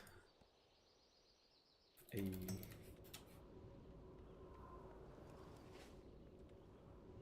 I like it. I think we've played before together, Nev. I'm pretty sure. Could be wrong. Appreciate the shout. I bet that mage is like looking on Twitch. They're probably like looking at all the people with like hundreds of views, like which one is he? They'll never find me. I'm all the way down here. I keep like walking out, walking back in, because I'm like, should I summon? But then like everyone kind of has like a summon. There's also two there. We haven't played. I feel like we have. I feel like we have, but I could be wrong. Maybe it was like a. I don't know if you were on this character, but I feel like we have gotten into a group together. All right, we finally found a tank, and he's the GOAT of all tanks. I'm gonna let you die, by the way, Nev. I'm not healing you. I want to push you to your limit. See if you can self-sustain, and then we're gonna flame you and tell everyone in the group to flame you. Do you have a stream schedule by chance? Was looking for you yesterday. I stream on Monday, Wednesday, and Friday. So yeah, I know a lot of people look for me Tuesday when the servers reset, but since I'm in NA, the servers reset like during my entire day. So like if I streamed, it would be like late at night when like all my EU viewers were asleep. So I just don't stream on Tuesdays, even though I know a lot of people do, and they do like waiting room streams, and that gets like a lot of views. But I'm just like, I don't want to. I don't know. I'm not. That's not for me, you know. Yeah, Nev. Good luck. Good luck. I'm definitely gonna be the hardest enemy you're gonna face here. Do you think Arshaman/Prez is good enough to double up with Enhance /Aug, etc.? Do you mean in Raid or Mythic Plus? Either way, I think yeah. The question would be then is, do you think like Enhance is good enough to double up with them? No, but yeah, in a Raid environment especially, they're 100% good enough. Prez is cranking right now. Our shaman's cranking too, and they bring like so much good utility. Like we have 2 resto shamans on our roster, and both of them are cranking heals and looking really good. So our raid night was last night, and I had a pretty unfortunate. We killed, I think, 2 bosses. One of them we one-shot, and it was just like so easy. I was like barely healing. I was trying to do DPS, and then the other one was actually really hard, and it took us a lot of pulls. And maybe Nick's here to kind of attest to this, but a mechanic, one of my fellow raiders, just kamikazed straight into me about like 10 seconds after pool and killed us both. So my parse is a 0. I'm pissed. I'm fuming. I'm not really. I'm not mad, but it does suck, man. I'm trying to like get some footage of raid, but it feels like it's just so tragic right now. But I do have some pools where I have one pool where we got the boss to like 2%, and I was blasting. I was popping off, and I kind of want to like post that and like talk about it, but then it like feels disingenuous. Like we didn't kill it, you know. But then it's like I can't just post the kill because I was on the floor the whole time. You know, it's like, what do you do? But I made a funny short out of me dying there and my friend like killing me, and I posted it in my guild's Discord, but I didn't post on YouTube because I used a song, and I don't know how my guild would feel about having me make clips out of them, you know, for public viewing. So I don't know. Oh, I hit max on the weathered and freaked out. Max on the weathered. I'm blanking on what you mean by that. Max on the weathered. But yeah, 1, 2, 3, 6, 1, 8, 7, 8, 1, 8, 8, 8. I do think both of those healers are very good. And I would not feel bad about taking them in, I think, either form of content. Like if I had an Aug Evoker and then a healer queued up and they were like a stacked Pres Evoker, I'd still probably take them, I'm pretty sure. I don't think there's a reason not to. They're performing very well. So look at Everest cranking on the healing meters. Oh, weathered crest. Sorry. Oh, my bad. I totally forgot what we were talking about. I feel like this dungeon is a lot easier until you get to like the back end. Like this dungeon is a breeze. I'm literally reading chat while playing, and it's going fine. And then you get to that like final stretch, and it's like miserable. Still haven't fixed my keybinds for this section, which we do need to do before we unlock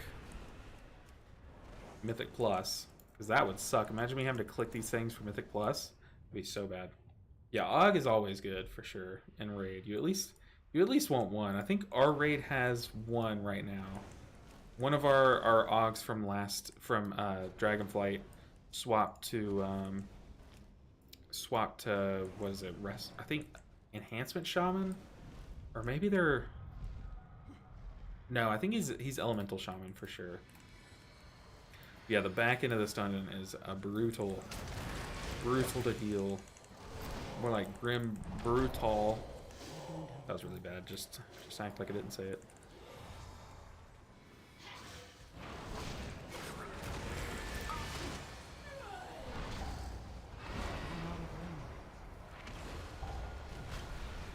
I don't know why I just allowed that to boot me off.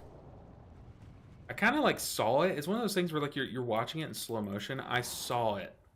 I knew that I was gonna get booped off, and I just kind of like let it happen. I don't know, man. Sometimes I just like to test the limits, and it just never works out. But yeah, after raid last night, I took like 20 minutes to make a little short. But I don't know if I'm gonna post it. I'm gonna ask the people that are in it. Like I'm gonna ask my raid lead, and I'm gonna ask the hunter that caused my death, if I can post it, but I'd be fine if not.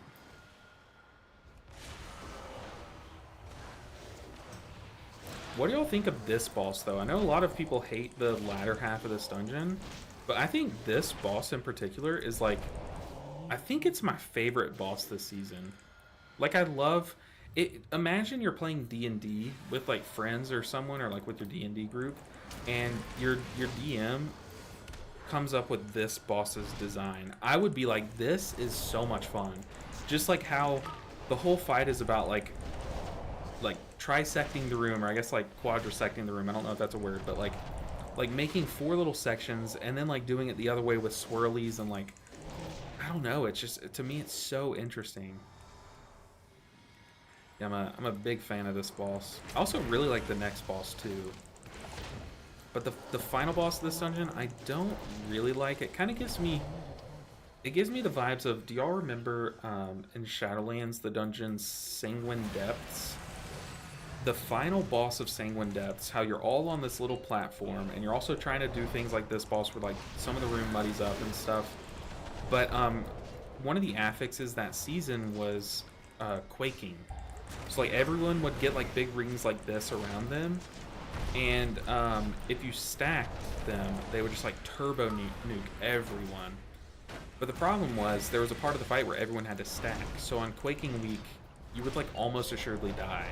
And to me, that's what the final boss of this dungeon feels like, where you're all stacking in like one spot, and then 3 people get a cleaving debuff, and it just like cranks damage into you. So that's what it feels like to me. I saw that happen. Yeesh. I did the same thing earlier, so.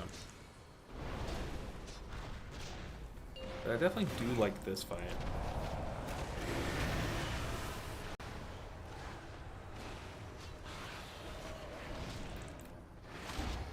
Our first zombie's all the way over there. Ah, didn't have any mobility. I thought I had mobility, but yikes.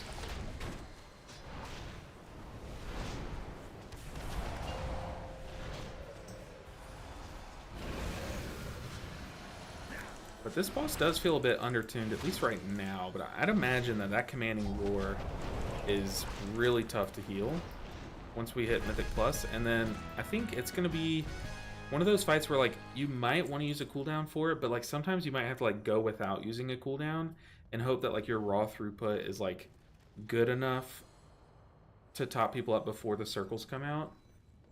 But I don't know. For the most part, I feel like you can, for most healing classes, can have a cooldown ready for that every time. Maybe not like Holy Priest, but they can at least have like some of their holy words ready for each one, which can be enough. That like the lack of a cooldown is kind of a cooldown for them.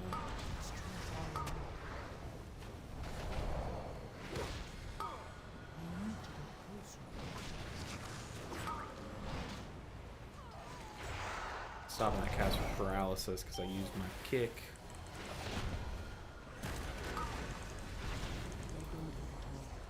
Let's try to get the reset. Nice, we did. F saying to wait. We're waiting on the big guy. Dang, he is all the way over there. That's unfortunate. Please don't talk about Sanguine Depths. I try to repress those memories. You know, I loved Sanguine Depths. I used Sanguine Depths to teach myself how to play Brewmaster. So there was a, what was it? It was a one hand for Windwalker, because I was a Windwalker like alt at that point. And I was trying to grind that one hand. And I was like, I don't really want to play these as Windwalker. I kind of want to do these dungeons as Brewmaster. And back then, you could run like Mythic 2s, get a piece of gear, and upgrade that all the way to max, instead of there being like a Myth track, a Hero track, and everything like that. And so I would do that. I would run like Mythic 2s over and over. Like I spent a Saturday, I ran like 20 in a row, like without even stopping playing. And just blasted them and learned how to play Brewmaster there. Nice, we got the bait. And I don't know, I kind of had like, I have some fond memories about Sanguine Depths, but the bosses were very hard to heal. So like the one check where you had to collect orbs was just brutal in high keys. And then the final boss on Quaking Week was just way too much.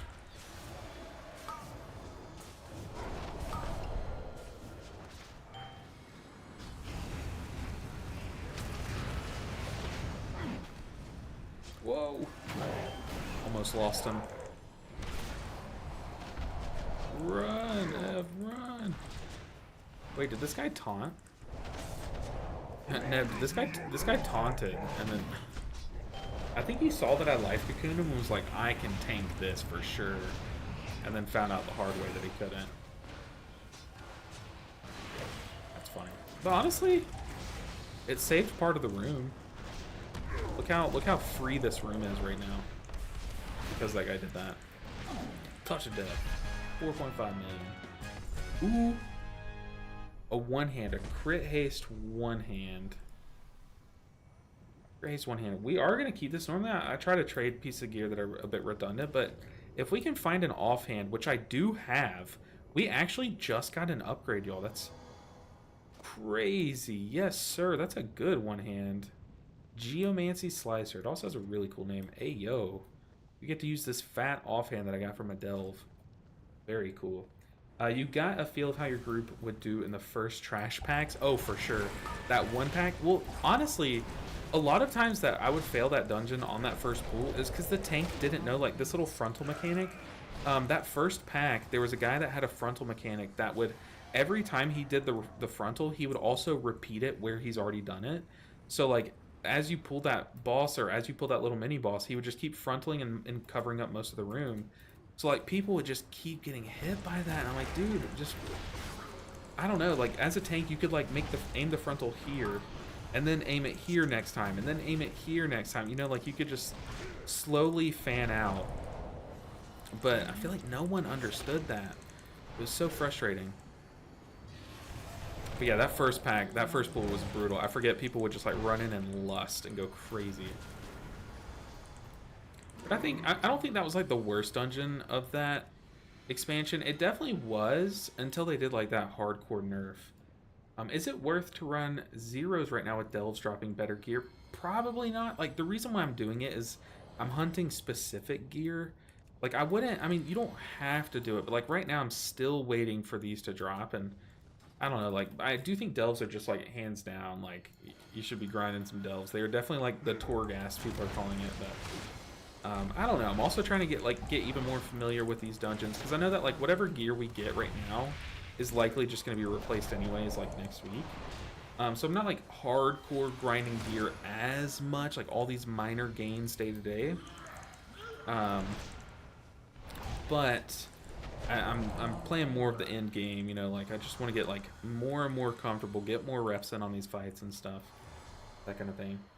I'm so relieved. It's so relieving to see that you have more or less a dedicated group. More or less a dedicated group. Everyone just rushes dungeons like we're back in Dragonflight. It's unfortunate and borderline annoying. Well, yeah, one of our chatters is our tank right now, so he gets it. He knows what's up. But also, this part of the dungeon especially can get, like, whoa, terrifying. I almost just walked off there. What am I doing? Our Jade First Stomp could have trolled us there. I need to be more careful about that. But these packs can be terrifying, but we are, like, higher geared now. Like, when I was, like, 570 eye level, we definitely were kind of struggling. But now we have 25 item levels above where we were, to where I can kind of just, like, laugh at these things. I think, like, Shayloons can solo the Helo Absorb right now. Let's try it. 10 stack Shayloons. Okay. It can on the main target, but not on its cleave, I guess. But Expel Harm? Okay, Expel Harm can take a pretty big chunk of it, but we should definitely should have been more careful about our tank's health. I am so sorry, Nev. I was kind of just, like, watching health bars, except for yours. So, I get wrecked, I guess. But it's okay. We don't need a tank. We don't need a tank. I got you, Everest. Don't worry. 0's for trinkets for sure. So, yeah, we're running Grimbatal. We're running Mist of Tyrannus Scythe and Arakara, trying to get a trinket. I'm, like, fine with my trinkets right now. They're, like, passable, I guess, but, like, we definitely could see some upgrades dropping for sure. But that's, like, the main thing I'm looking for, but then also I'm trying to cleave some bonus value by going for a hand piece or a waist piece, because that would help a ton too. So we've just had bad luck in those slots. I was pushing up my glasses and got hit by that.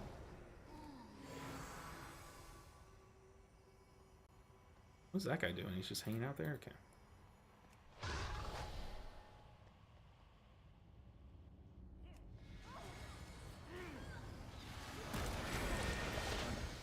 Yeah, one thing about Mistweaver that a lot of people sleep on about how many times you have to press buttons, or like how many buttons you have to press, like just the amount of buttons you press compared to like caster specs and stuff is crazy. But on top of that, we do have like some buttons that you have to press off global cooldown. We don't have as many as we used to. Like, do y'all remember when healing elixir was off global cooldown? That was probably the start of my like carpal tunnel problems, because that was ridiculous. You'd be like pressing it like mid global, like it was so much. It was so much. But now we kind of do the same with only really done focus T. We don't have curse dispels. Like, I don't have like a good curse dispel group here. Okay, I think someone dispelled a curse.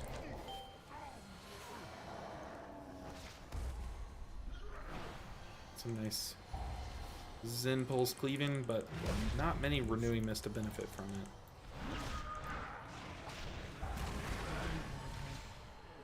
it. Okay, we're chilling. Unfortunately, I just Jade Fire stunned, so we did get the reset. Nice. What are the best trinkets for Holy Paladin? Ooh, that's a good question. I know Holy Paladin's still gunning for some haste, so I would think the haste trinkets that we're running for are also very good for Holy Paladin. So like the Arakara one, the Sack one is good. This one, I think it's called Gale of Shadows, is good.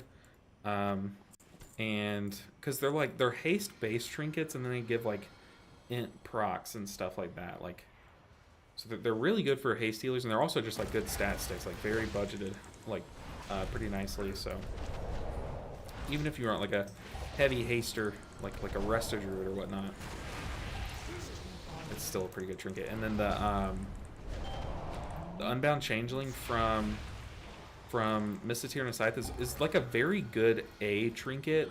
Right now, I think it is a bit out budgeted by some of the other trinkets, but it's a very good like A tier trinket for most specs because it's like variable. Like you can make it like whatever stat you need, kind of, which is nice. It is a very good budgeted trinket. Oh my goodness, these people. They should know. The bots should know. Hey, every time we post something in this guy's chat, he bans us.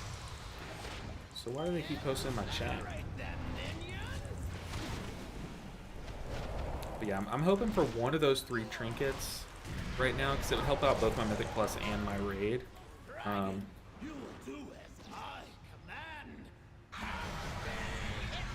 Because my Raid build, I really like this trinket, actually. It's an on-use trinket. You have to sit there and channel for 1.5 seconds as like webs kind of engulf you. And then you just get like hella intellect. Like, it's crazy how much intellect you get. But outside of that, you're losing intellect. Like the base stats of that gear are a lot less intellect, but it really cranks with like a Jade Bond ramp, for example. Because it's like once every 2 minutes, and that's pretty perfect timing for that trinket. Or for Jade Bond.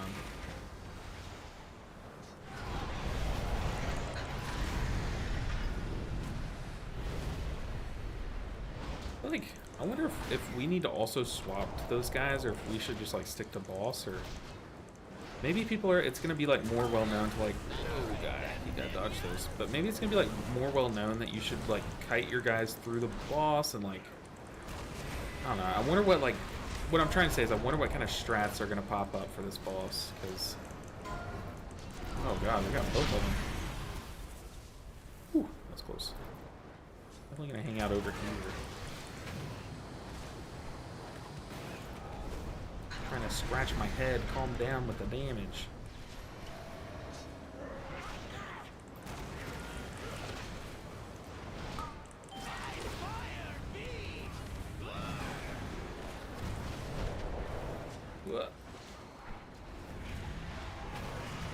There are so many swirlies here because we're all like kind of congregated to this one spot.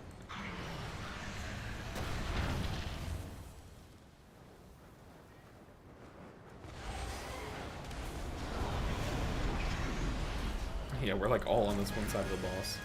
That was fun though. Definitely way more challenging than it should have been. Dang, we are not getting like any gear though. I mean, we did get the one weapon, but kind of light on gear, though.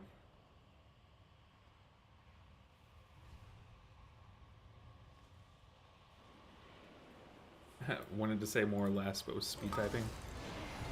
It's okay. I'm sitting here reading chat as Nev is just dying to the pack, so we're fine. We all make mistakes.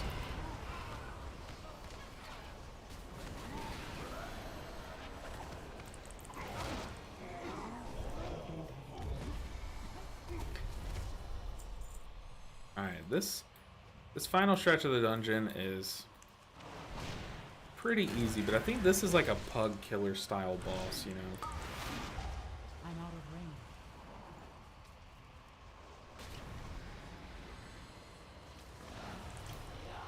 range. Definitely don't think there are some bosses that I would like to see like some minor changes on. Not really because of like them being too hard at all, but like it just feels like some of the bosses have like some very quick timing issues. Like, for example, I think the puddle, you'll see the like ghost white puddle that you get on this boss, it ticks like almost immediately. And I don't know, to me it just feels like that should be like a, you have like a half-second delay for the first tick of damage, because everyone's going to be stacked in one spot. I don't know, maybe, I don't know, it just doesn't feel like very pug friendly. Same with Arakara, that final boss, like, it feels like it sucks you in a bit too frequently right now, or maybe we're just under geared and we can't kill the slimes fast enough, but definitely feels like there's like just enough puddles to go around, you know. Have I bought a new ring light? Oh my god, I am so dark right now. The lighting's so bad in here. I have ordered one on Amazon. Now we're just waiting for it to come in, so it's like, oh god. I definitely miss my ring light. You know, it's a meme. It literally is like a TikTok meme. Like, people make fun of ring lights and stuff, but dude, it's like, it's pretty goated for YouTube. I did kind of overuse mine because like I use it in every video for every stream, and I don't think ring lights are meant for that. I think they're meant for like short form, like TikTok recording. But like, I mean, all memes aside, dude, ring lights are kind of goated. They're cheap backlighting. Instead of having to buy like a $200 box light, like I just had to spend $20 and get an Amazon ring light. Like, sign me up, you know, that's not bad at all. I'm gonna focus these corrupts a bit more. Ugh. Kind of out of spot healing there. Did not want to use a cooldown, but I definitely should have. Uh-oh, this guy got hit. See, I'm fine when the corrupt goes on me, because I know to at least use my stuff. But, so like here, we're sitting on both defensive charges. Yes, we are. I'm sorry, I just bumped the mic, guys. We are waiting on the ring light. I could have streamed no cam, but correct me if I'm wrong, but I think the cam adds to the stream even when it's low quality like this. Am I wrong? Like, are y'all? Oh, I also don't have my lights on behind me. That's embarrassing. But it's like a dark cloud is about to open up and dump rain on you. You know, all day yesterday it felt like that. It was like I have to fix it later, but it was like you know, right before it's about to do like a bad storm, how it gets like really windy and dark and like might sprinkle a bit, like, you know, that like vibe that it gives when it's like about to storm. Well, it was like that all day.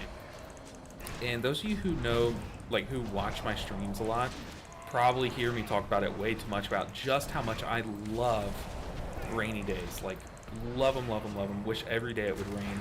So like, watch this. The damage ticks very fast. You saw it just trucked our party. We need a B-res on Mr. Tank. Okay, we'll just wipe. But I love when it rains. And oh, I guess the tank was outside. But yeah, it just never did. It looked like it was about to just do like the best storm ever, and then it just never did, which is unfortunate. Or the spell queues in Siege right now are wild, especially the tidal wave boss. Yeah, it definitely felt like, if you go back and watch when we were doing that boss, it definitely felt like something was out of whack, for sure. But yeah, I look like in my video that I posted today, I just put like dark mode Chris on the screen, for sure. But yeah, nah, always prefer. Oh. Hold on, let me check something about my video today. Make sure. Yes. Okay. Whew. About chat. Okay. But yeah, it said dark mode Chris because it literally looks like I'm in dark mode right now. It's crazy. That was on me. It's okay, Nev. It's totally fine. We also apparently used B-res there. I don't know who we B-res, but it felt like we were sitting on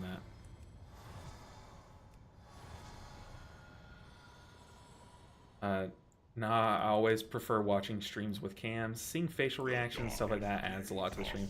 I agree. And I'm not like a super animated person, like, but like you'll see when I get stressed out and I'm like that, like I definitely don't hold back in that sense. Like I agree. I just two-stack Shayloons. Why do I do that?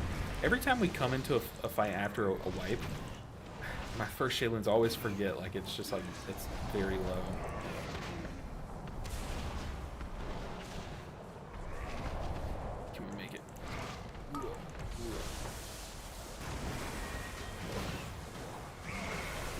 Oh, people. Killing me. It's okay. We can four-man this.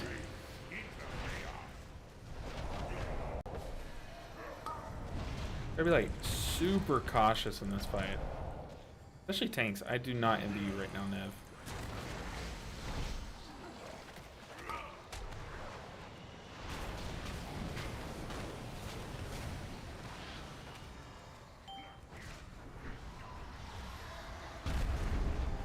Where are we going? I'm afraid of J-Fire Storm because I do not want to be caught without it. I'm just being like extra cautious about these tentacles. Also, walking like through the boss is extra sketchy here. Oh god. Oh, was I really? What?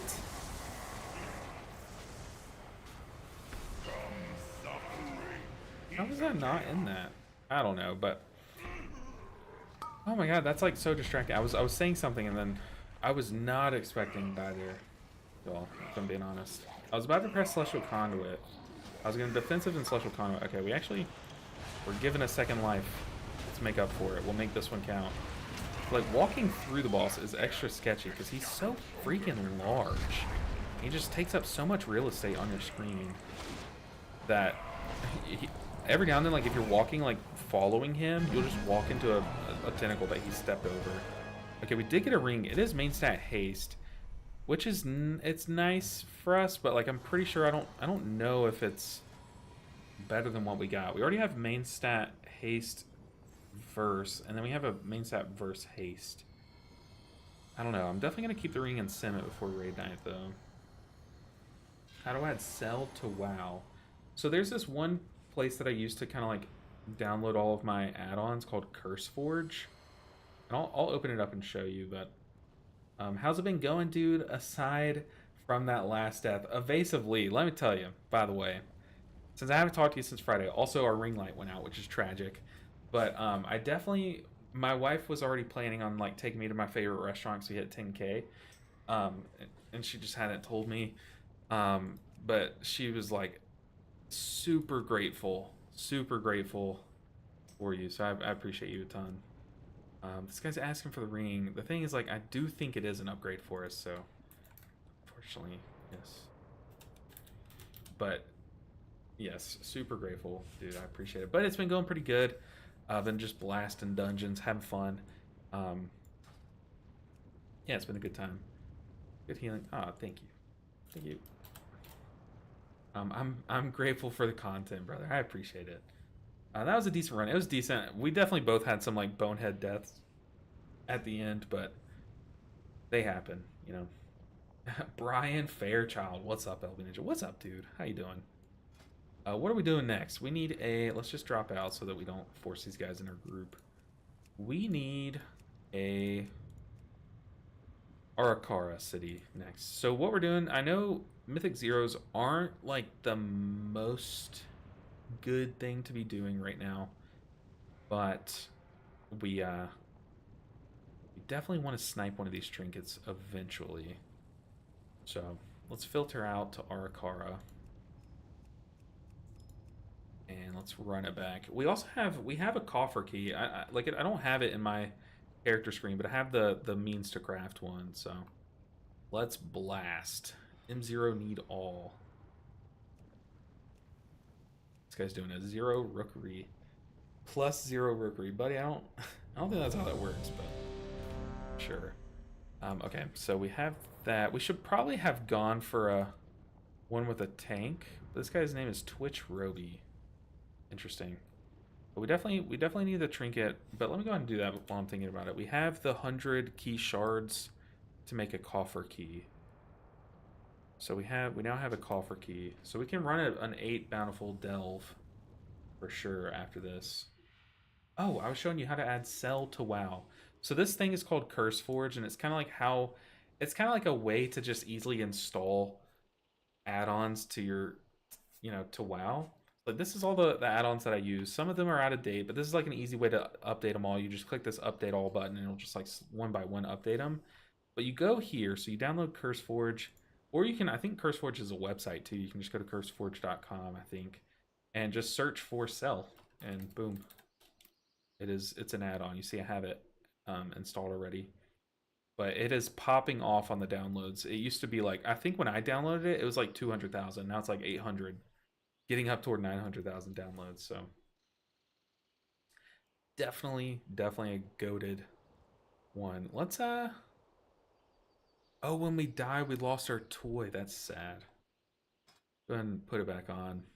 I definitely need to favorite it. What does this one look like? Forgot. Okay, that one's cool, but no, ours are better. What's this win look like? Cell is changing the unit frame game. I mean, hey, you are so right, Kakarot. Which also, great name. I don't know if it's supposed to be a Dragon Ball reference, but it kind of is. But yeah, incoming new frames for the next expansion. I'm pretty sure like everyone that I know of has swapped to Cell because it's like that good. You don't find add-ons like that kind of like change people from different outlets to one. Because like people from LVUI, people who use like Voodoo, people that use like this other thing like Grid, like I did, everyone's swapping to Cell, and there's a reason, Oh, my name is Coco, and I love Dragon Ball. Hey, well, if you meant for that to be a thing, it is. But other than that, pretty clever use of your name, even if not intended. But yeah, we're definitely gonna put these two toys on our bars because they definitely they make me smile, I think that's the intention of toys. Just make you enjoy the game more. I don't know what is up with my voice cracking, but weird. It's weird. I'm like 27. Why is my voice cracking so much? I think it's because I went so many years without talking. Like, I don't talk a lot outside of streaming, outside of making videos. And now that I'm streaming more often, it's like, whoa, we're not used to this amount of activity. Is it just easier to use, or does it do more than LVUI? I don't know if it does more than LVUI, but it does more than the other ones, like at least Grid it does more than, and it's so much easier to use, like so easy to set up. So like if I want to change things, you just click right here, and like you want to change like how your indicators show up, you go to indicators, you're like, let me see, like I want the aggro blink to look different, so you can like change it here, and like I kind of want like my healing buffs, like maybe my enveloping mist, I want it in a different spot. You can like change it here, and like it's so good. And what's good is that it kind of does it for you, like it gets it started. So it kind of like loads up all these icons, and as they add in new buffs to the game, like let's see, where's a good one? Where's a new buff? Y'all see like a chi harmony or something? I don't know, but as they add in new things, like it'll basically add it in for you kind of thing. It looks like that one's out of date. Maybe I need to like update mine, but it's just good. It's super easy to work with. A lot easier than Grid 2. But we are going to Arakar City. Let's make sure we don't have any gold sitting for us. We are going that way. But I'm excited. My wife keeps telling me about this this restaurant that her and her work ate at. and she loved it, and everyone there loved it. Um, why not just use the built-in click casting? Oh, I do. Also, one big thing about Cell. Sorry, thank you, Gabe, for reminding me. But back when I used Grid 2, so all of Dragonflight, all of Shadowlands, you would use Grid 2 for your nameplates, so you can display information. But you would have to use Click, another add-on, so that you can mouse over cast on people, or you could use like mouse over macros. You had to use like another means to click cast someone. Um, but oh, and you mean the built-in to the default UI? The thing is, like, everyone's already used to using an add-on there, so they didn't want to then set it up in default UI, you know. And I've heard that it is kind of buggy. I've heard the default like WoW click casting. But the good thing about Cell is it literally has click casting built in. So like here are all of this is literally Grid 2 plus click and then some. Is kind of the how this this add-on works. It's very good. I am not sponsored by them in any way. This is like free endorsement. You know what I mean? Like I am a huge fan of this add-on. So I think some streamers, like, I'm sure they have some deals with them, but like as far as healing goes and healing add-ons go, this one is done right, you know. And it's also, ever since I started playing, one of the big like learning curves to this game is how to set up your add-ons, and Cell is just so easy. So it's like, it's just nice. LVUI and Cell are different things. Yeah, I keep saying LVUI, but I mean Voodoo. For some reason, I know that a lot of people use LVUI and Voodoo, but LVUI is like complete overall UI, but some people do use them for like nameplates, right? Or something. I don't know. I just know a lot of healers use LVUI and Voodoo at the same time, so that's why I keep mixing those up and saying one, but really, y'all know I kind of mean the other. But yeah.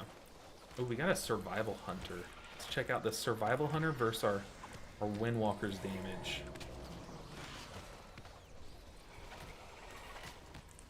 Okay, round one goes to Windwalker. So here we are hunting the trinket, but I will not be that guy that leaves a group because I did not get the trinket. I don't blame you if you are someone who does that, but I am not that guy.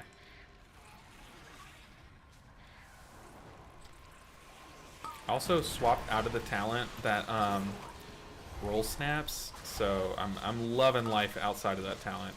The talent's good in theory, but like I did not like it.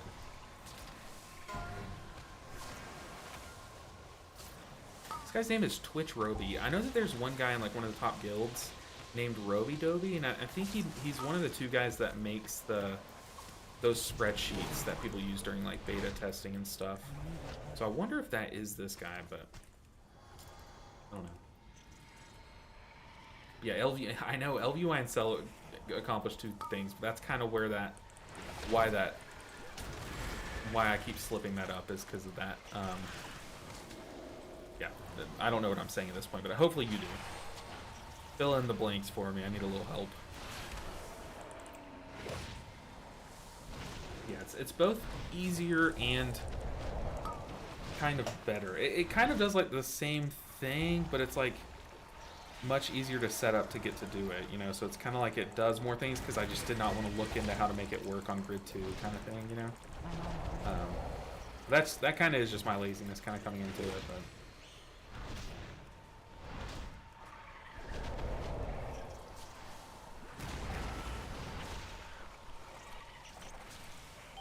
I'm always afraid to like Ring of Peace those guys when they're in the middle of everyone, because people like are kind of moving out in different directions trying to get out of it. And if you like Ring of Peace to boop the cast, it's like sometimes you can like boop it as the cast goes off and like kind of throw someone off kind of thing. It's like awkward in that sense, but okay, they'll be fine.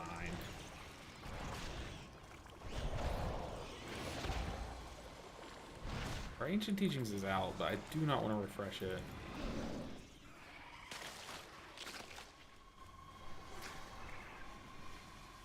I need to get closer. Definitely need to Chi-Ji. I'm kind of just like sitting on Chi-Ji. But there, you know, if there's a time for Chi-Ji, it's now.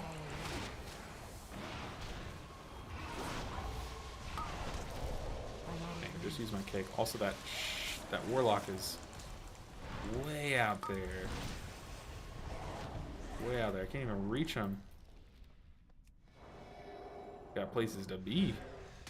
He's like, I want this trinket and I want to dip.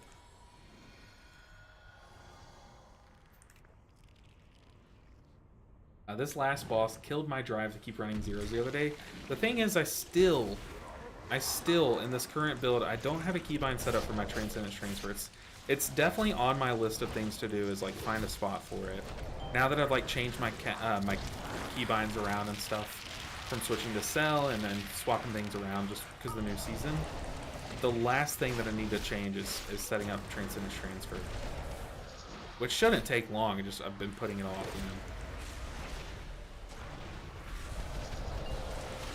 Yeah, that helps. Also, like, knowing that your CC works on the dudes helps. Oh, I just stood still. I was literally not even paying attention. What am I doing? We'll wait till after these. What an idiot. You can definitely tell I'm suffering from normal dungeon syndrome, where I've gone weeks without thinking while playing. Like, if you go back and watch my VODs from normal week, I was staring at chat while pulls were happening. So I definitely need to get, like, more disciplined and, like, focus more. And y'all can expect, once we get into Mythic Dungeons, I might slow down how I reply to the chats, because y'all know I do be talking, but we did not get the trinket there. This guy said GG, and he's about to leave. Well, then I'm not going to res him if he said GG. Is he really leaving? He did get loot, but it's one hand. Okay, he's at least... He's not leaving, so okay. I thought he was leaving. I was like, come on, dude. Does Cell show global GCDs? Does Cell show global GCDs? Or is that a different add-on? I don't know what you mean. What, global cooldown? I think that's a different add-on. Like, I know some people use a weak war to show their, like, GCD bar kind of thing. And, like, some people use, like, there is, like, an actual one. I know a lot of PvPers use an actual add-on specifically for their GCD bar. But I don't think Cell has a GCD bar built in. Could be wrong, but I don't... That's nothing I would look for, to be honest. I think that's kind of useless information for a healer to have. If you're talking about, like, everyone else's GCD bar, maybe there's use for it, but I feel like it would just take up screen, you know? I use Cell and LVU at the same time. I know, like, just some of my guildies and, like, some of my friends that play have just full stop swapped to just Cell from, like, whatever they were using before, which is kind of where I'm headed. But I just don't know that, like, LVUI does so much stuff that I know that people use it to just, like, overhaul their whole UI to do, like, completely different things.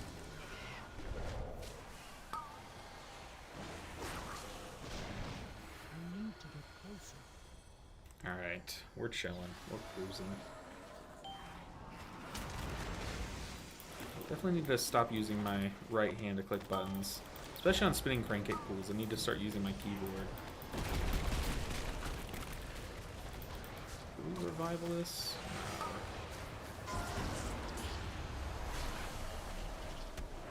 And our tank pulled this much, so they've got to be okay with it, like this amount of damage. We're going to pop a defensive, because we do have some aggro on these little guys.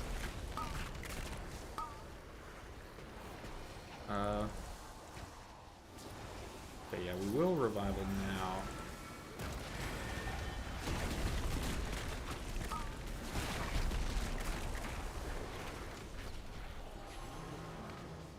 Shayloons, I guess.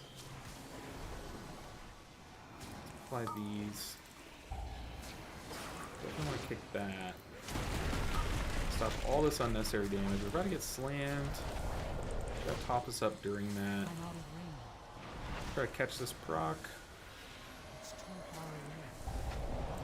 Man, I'm having to focus up. Plater for nameplates. Yeah, I do still use Plater. I don't fully like my nameplate setup or the profile that I'm using.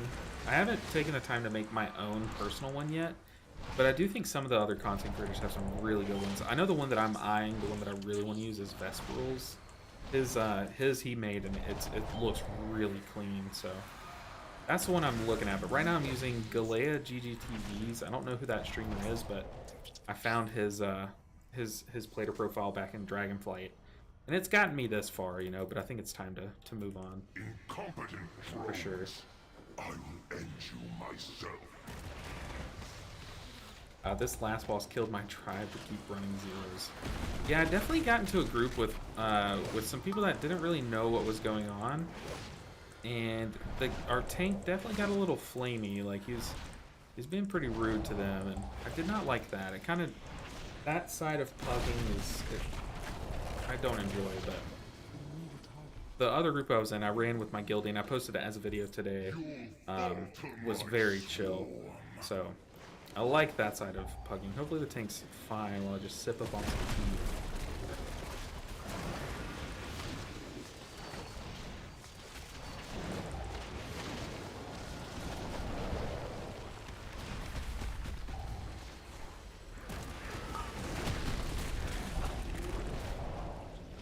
But I don't know if you guys, I'm not gonna say that. That can be kind of toxic.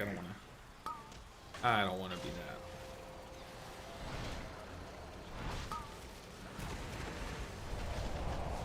Okay, our tank is standing on the left side. He's just gonna make this so much harder for us, because this rotates clockwise around the room, this big circle we're standing in. So the tank is baiting the frontal. So if the tank stands on that right side, it's going to rotate out to where some of that frontal is just going to be out in dead space. But if he's standing on this left side, he's going to bait it to where we're walking, which will just make us have to do a lot more movement.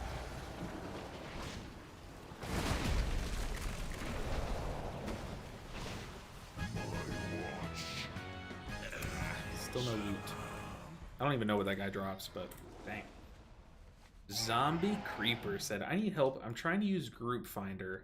I'm in Dragonflight and hit level 71, and it's locking me to War Within dungeons, and I can't go back, and it's annoying me. Yeah, so Dragonflight is a level 70 expansion, is like a good way to think about it. Like, it'll let you do that content up to level 70, but then level 70 to level 80 is what was released for War Within, so you do have to do War Within stuff.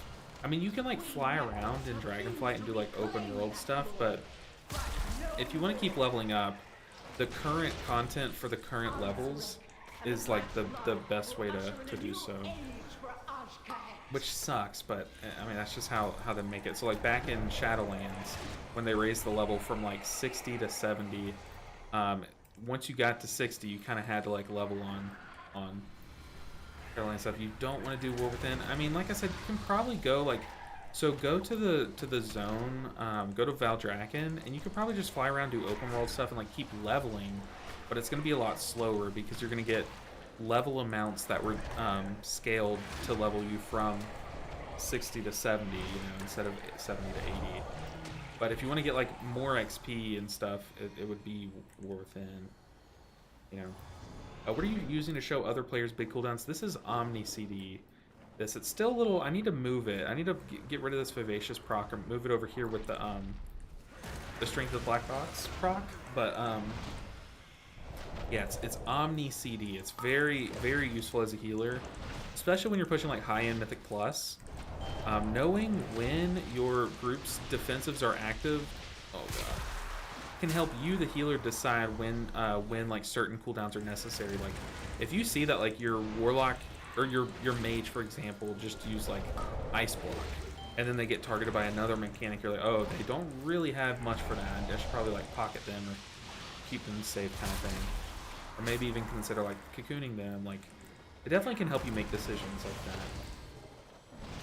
I knew that's the issue, and I'm doing the story quest for Dragonflight. You should be able to, okay, so you are a new player. You should be able to go back to the zone for Dragonflight. So, Zombie Creeper, since you're new, let's see. Look in your bags, so press B. Look for, where's mine? look for this, your Hearthstone, and click it, and then tell me where it takes you. Or you can hover your mouse over it and see, but it should be in your bags called Hearthstone. And that will take you to your home, like, capital, wherever you've set it up, your home inn. And, okay, I need to focus up. I'm sorry, this boss is very difficult. Oh, shoot. Okay, we are rooted here. Why am I... Okay, I was about to say I'm not getting rooted again. Oh, boy. I think we keep going. 3 people, we got this. Easy. But if it takes you to Valdrakken, then there you go, you're in the zone. But if it takes you to, like, Ouroboros... I'm sorry, not Ouroboros. If it takes you to, if it takes you to Orgrimmar, then we should move the boss here.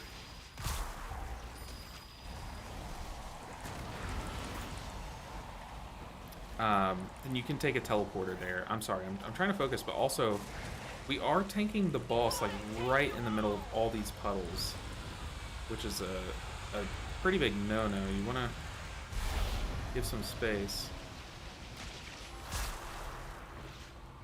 Oh gosh, at this point we're just shooting this thing. Holy.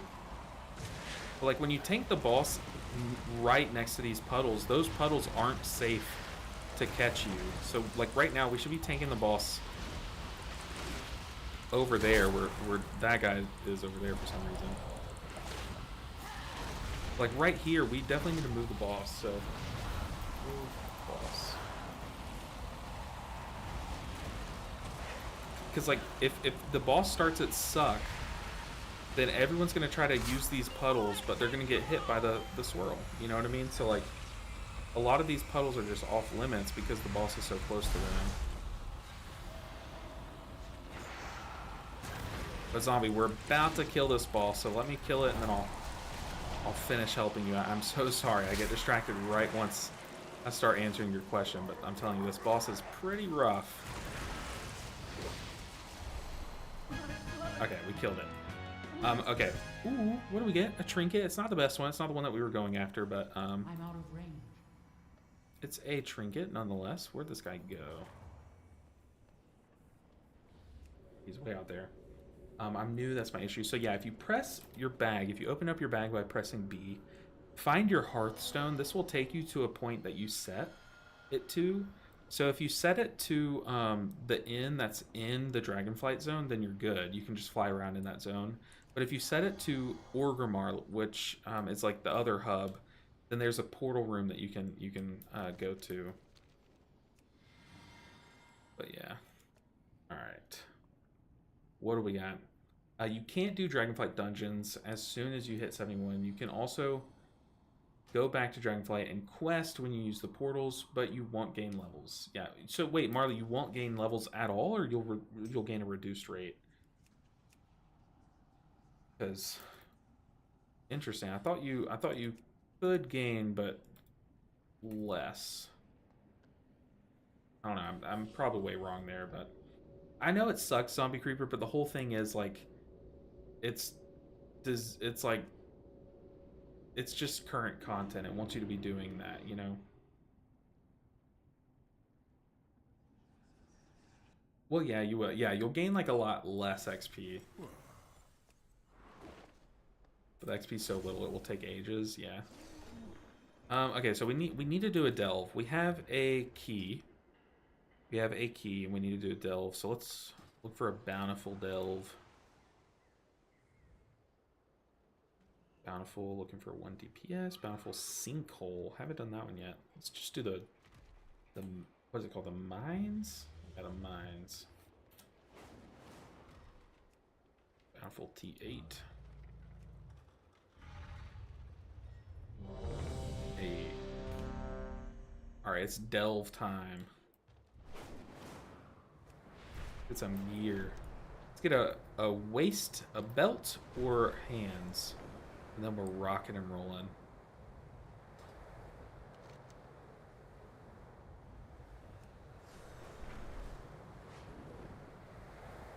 Is there any other way that we can get another key?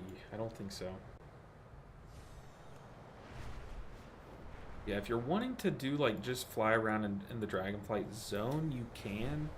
But yeah, once you hit level 71, it kind of does try to get you into the current content.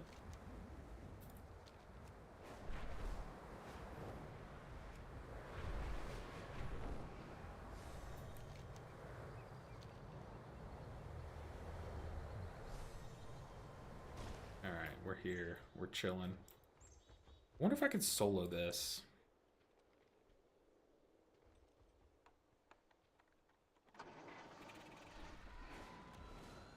But I can tell you as a new player, you can just play the War Within.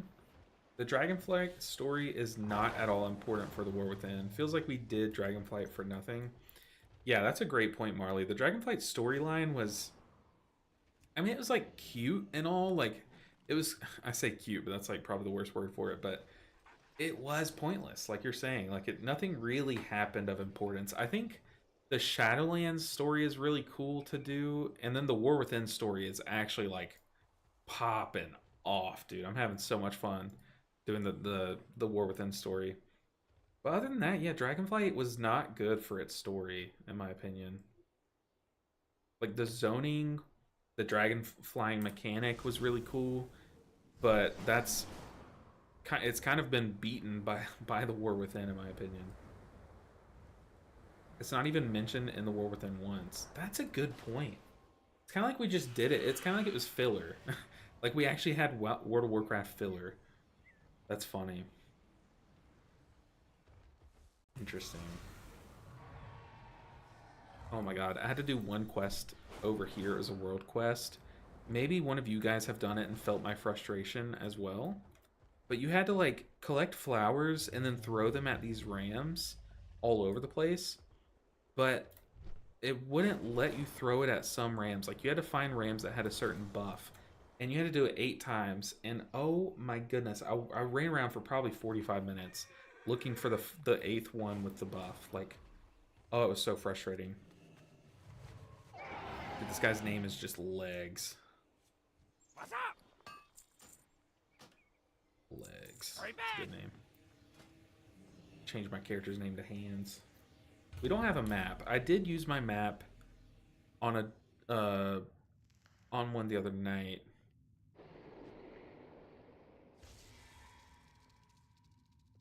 So this is a proccing damage trinket that gives us mastery. It's kind of a wacky trinket.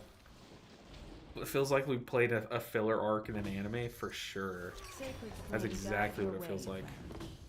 Why is this start different? The start feels a lot different. They changed the delve? Uh-oh. This is not the Earthcrawl mines I'm used to.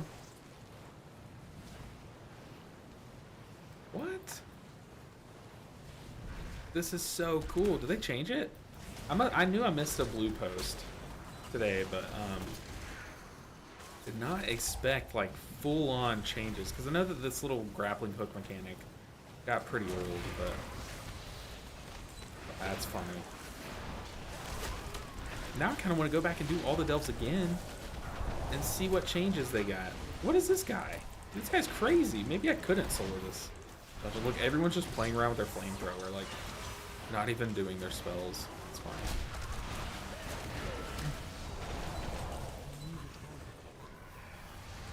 Your mana is looking low. Take a break. My mana's looking low? I'm full mana. You must be talking to this mage. This person's spitting out webs. Maybe it's the healer job to make the webs chill. Wait, does this thing do like big damage? Whoa, this thing actually does crazy damage. Well, more damage than our base kit does. Maybe I just sit here and spray them. Is this what we've devolved to?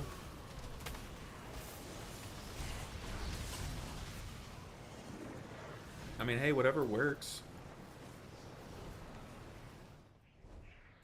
Dude, we're just a Mistweaver with a Flamethrower.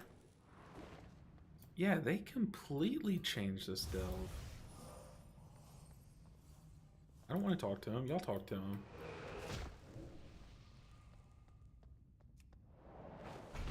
Oh, we got Someone who mines. What is this?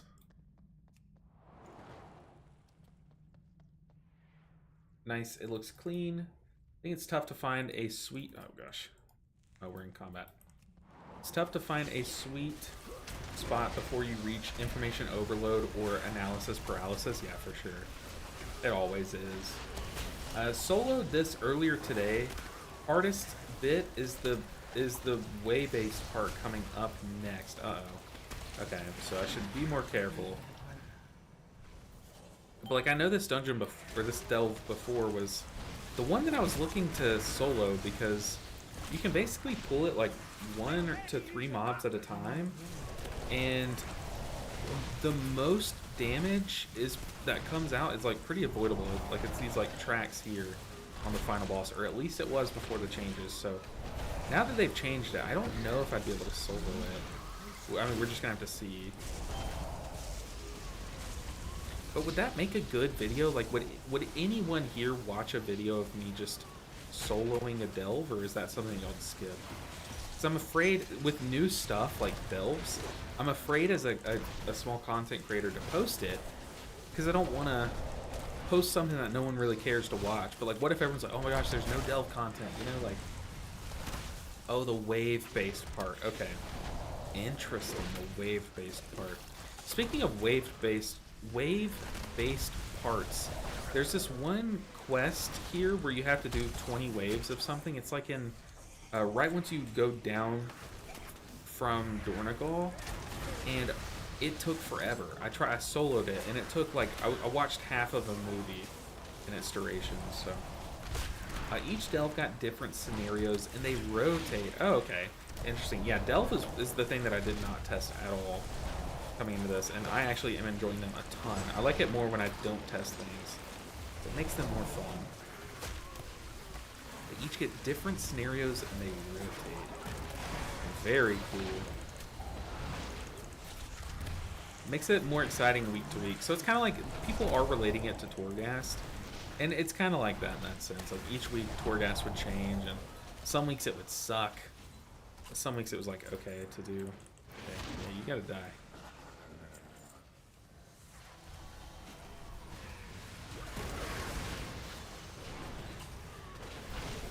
Looks like you're doing 250k DPS with that fire thing. Yeah, I mean, it wasn't like a ton, but I'm pretty sure it was more than yeah, we're doing now. So maybe I should just do it. The downside is that we're not healing while we do this, so like, we just gotta watch health bars and like actually spot heal and stuff. But I mean, who needs fist weaving when you have flame weaving? You've got an actual factual flamethrower. Let's move out of that. And I also don't have the extra action bound, so I do have to click it, which is a bit awkward. Yeah, I think it does more damage than our, like, more damage per second than our actual kit. Also, this guy is a tank, but for some reason he's on the right side of my bars. I have it set up to where tanks are on the left side, so I don't know what that's about. Yeah, we are flamethrower weavers. Yeah. Melt. I wonder if this is uncapped damage. Jumping will cancel any usage of the flamethrower. That's interesting. But I wonder if this is uncapped. You know that this flamethrower is going to lead to some kind of bug later down the road. And if there's something worth clipping, it's that. Like 5 years from now, you know there's going to be like, we're going to be in like the war outside, you know, part 3 of the war within or something, you know, and someone's going to have found a bug where you can take this flamethrower into like some dungeon, and you can like use some interactive thing in that dungeon to get like bonus fire damage or something, and then you're just going to pull the whole mob, the whole dungeon, and just spray it with a flamethrower. Like, I'm sure that's going to be a thing. Like, because you know how they always find like dumb ways to abuse stuff like this, like where you can like bug it outside of the dungeon, or outside I guess the delve. Or like, do you remember back in Sanguine Depths, once again Sanguine Depths, people would use, so how Sanguine Depths works is every now and then like you find like a a lantern, like just use this torch as an example, and you would go up and you would pop the lantern, and it would be active for a bit. And what it does while it's active is if you kill any mobs nearby, like while inside of its little range, then you just get like a buff. So like it's obviously designed, you can't really get too much of a buff because there's finite amount of mobs that you can pull to it. But what people were doing is people were using this like consumable from like, I don't know, like Classic or Cataclysm or something. But the consumable just spawned like 1 billion little toads, like 1,000 little toads, like all at once. And so what people were doing is they would pop that lantern, they would spawn a bunch of toads, and kill them all, and then just get like giga buffed, and like it was crazy. I'm pretty sure maybe I'm like oversimplifying, or maybe that's not like the exact nuance to the thing, but that's basically what happens. So like I'm sure these like dumb little mechanics like people do. And then there's that one YouTuber who I haven't watched this stuff in a while, but he's always like finding ways to like PvP people in Orgrimmar. Y'all know? Maybe y'all know who I'm talking about. And like he'll find like cute little bugs that like exist in the game and just like one-shot people in Orgrimmar. I feel like this flamethrower gives the vibes of something that would do that in the future. But that's just me.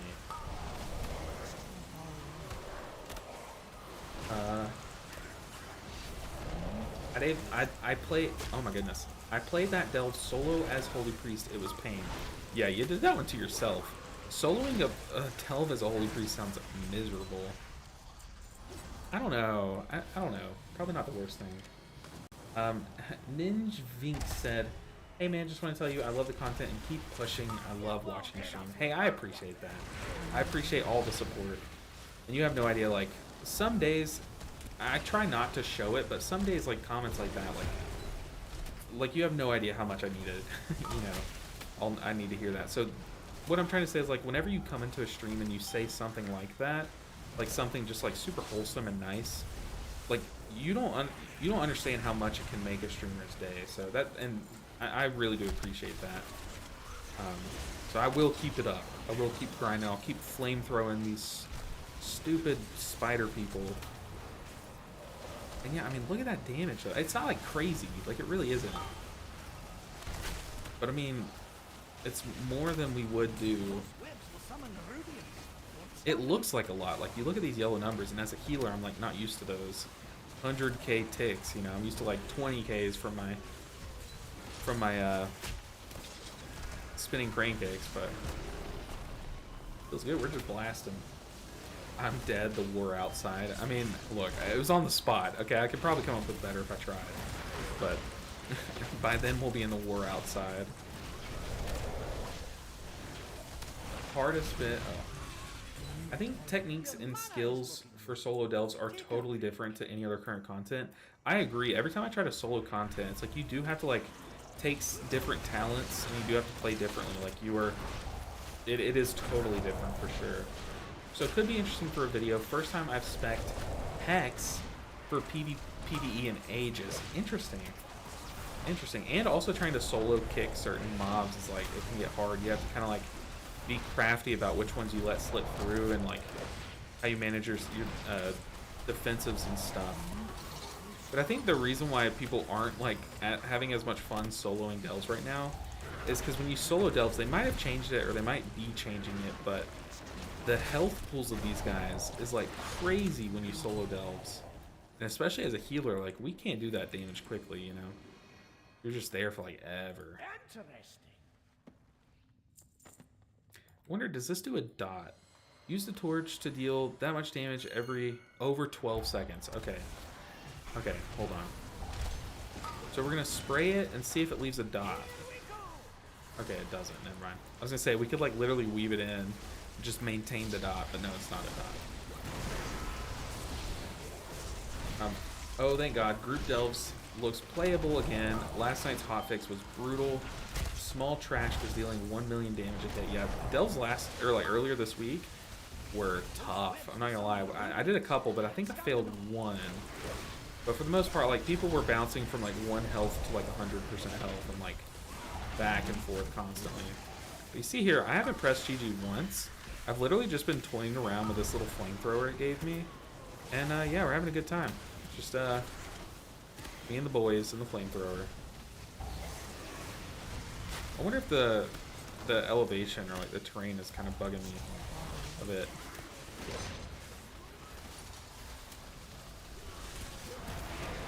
Alright, let's actually play our role. Play our spec. Just kidding. We're whipping out the flamethrower. Everyone's full health. Why would I heal? We're blasting. I really enjoy those. Soloing delves is fun for me as long as I'm not getting one shot. Yeah. I think I'm a big fan of solo running content. Like, to me, that is like super fun. I tried to make a series out of it. I don't know if anyone remembers this, but like at the beginning of Dragonflight, I made like what I was planning on being a full-on series called Soloing Shadowlands, and it ended up just being one video because it was like a bit too easy, and also no one really wanted to watch it. But I put a lot of time into that video. But I also tried recording on episode 2, and the problem was I was trying to solo the raid bosses in Shadowlands, but one of them had an enrage mechanic, and you just couldn't kill it fast enough no matter what I did as Mistweaver. I even tried like all the DPS trinkets, and I was like, do I really want to post this video if it comes down to like I couldn't do it, you know, like, so I decided against it. So they did not change this final boss, which is interesting. Oh, what am I doing? Flamethrower. What am I doing? Ross said, did they re-hotfix delves again? I've been hearing groups make them scale mega hard, but this looks like an absolute face roll. Yeah, I'm literally staring at chat while we're in a boss fight while I'm holding a flamethrower aimed at the boss, and I died. So maybe that's not the play. But I love the timing of that. That was perfect. But yeah, this is so easy.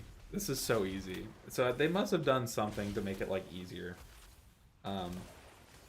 Dude, you're one of only 2 WoW content creators I'm even slightly interested in with Jack. You're kicking ass. To put me up on the ranks of Jack is a compliment in itself. I think Jack's an amazing content creator. So I appreciate that. I really do appreciate that. I used to watch Jack all the time. Obviously I don't anymore because I try to keep it very like contained who I watch and stuff. Like I don't watch any healer content creators because I want to make it more like I want to be unique and not double dip and stuff unless by accident. But I will say, like, I do know that Jack makes like some of the best stuff out there for sure. So I appreciate that. Good thing flamethrowers are strong versus bugs for sure. Hey, apparently that minecart gets thicker as the fight goes on, because look, I'm just gonna say it, I was not in that. Oh, heal me. Get me up.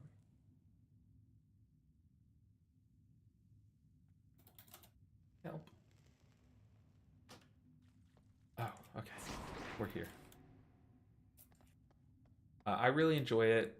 Soloing delves is fun for me as well. Yeah, like I was saying, I enjoy soloing content, but the problem is like, it's either there's no possible way or there is a way and it makes it feel easy, you know? So like, I want like there to be one where it's like, you're racing as a Mistweaver, like you're racing versus an enrage mechanic, and like you have to like use like special consumables and like a trinket from like, you know, an old dungeon and stuff, and like you have to use all these little min-maxy things to beat it. Like that's what I want from it. But all right guys, here we go. We need, what do we need? Pants. We need a belt or just anything that is an upgrade. Anything, any of these 590s, any of these we need. I don't really know what trinkets you can get from this, but maybe like an upgrade of one that I already have, because I kind of like my two. They're fun to play around with. Got a Radiant Echo. We got a ring. Oh, that's some Giga Haste, though. A ring with a socket. Okay, so like I'll absolutely take that, but dude, ring is one that I already have. Like I have some pretty stacked rings for sure. Dang. That's more like it. Okay, well, hey, there we go. We did get an upgrade, but it's a very small one. Really small one. I was playing last night, and delves were hard AF. What did they do, like, between last night and, like, Tuesday? Because I was doing delves on like Tuesday and Wednesday, and they weren't that bad. Uh, but I appreciate that, Ross. The very nice compliment. Okay, so should I try to solo a delve, or do y'all want to just see more dungeons? I know a lot of people don't like watching delves. But so like, should I just look to push up my... Are bountiful delves the only thing that gives you stuff, or are people just back-to-back running delves hoping to get a map? Is that how people are gearing from these, or... Like, what's the deal here? On my Rest of Shami, I let Bran take a ground and do a lot of the damage. It takes a while, but just sit back and heal him. Oh, that's troll. I know a lot of people, like, will decline you from the group if your Bran isn't high level or something, I've heard, and that is ridiculous. Crazy, like, take aggro. Yeah, I knew what you meant. Take a ground, yeah. I knew what you meant. I knew that you meant aggro. But that's so funny. Just like literally Bran is your tank. Isn't Bran supposed to be like a hunter? And like people just make him their tank or their healer. I think that's so funny. He just like yeets med kits at people. What do we need? What do we need? We've kind of done a lot today. Oh, I need Raid Finder. I definitely need Raid Finder. I do that with like guildies over the weekend. Yeah. Let's queue it up. Let's queue it up. Let's do the old raid build. So for my raid build, I found Jade Bond a bit better because of this trinket that I'm running. Outside of that, I was liking, before I got this trinket, I was finding better results with without Jade Bond. But are y'all fine with watching me do some an LFR raid pool, or would y'all rather me do dungeons or delves? Because I want you guys to be happy. I want to do what you guys want to see me do. So let me know. Let me know. I mean, I guess I could run a poll, but I think that's like an extra step for no reason.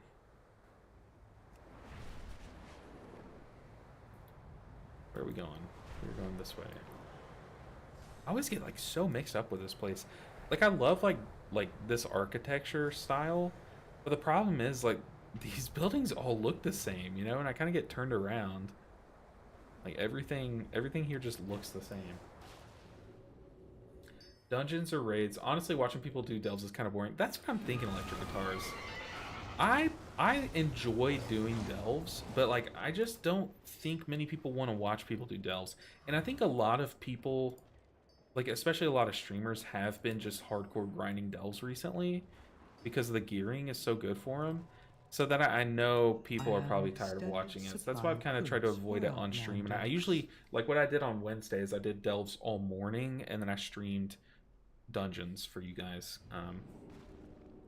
Yeah, we'll see. We'll get into a raid instance and see what we can do. My thanks for your Also, don't even know what bosses are in this LFR wing. So, yeah, Ulgrax, the Bloodbound Horror, and Sikron. Ulgrax, I still don't know their names yet. Ulgrax, Bloodbound Horror, Sikron. Ulgrax, okay, the first boss. God, it takes forever to kill. It can give us a waste, though. Oh, but do we even need LFR gear?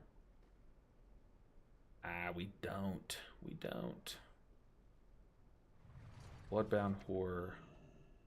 Give us a trinket. Oh, this trinket was fun to play around with. Yeah, it bursts to heal allies. This one was the one that's, people were saying it's like a little, seedling.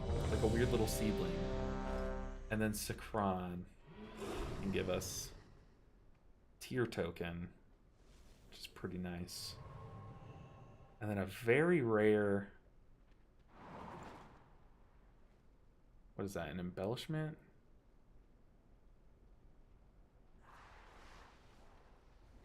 Ooh, the waste. It's not bad. I think that's like our like fourth best one or third best one or something. I don't know. I don't remember. I know it's not one that I'm going for.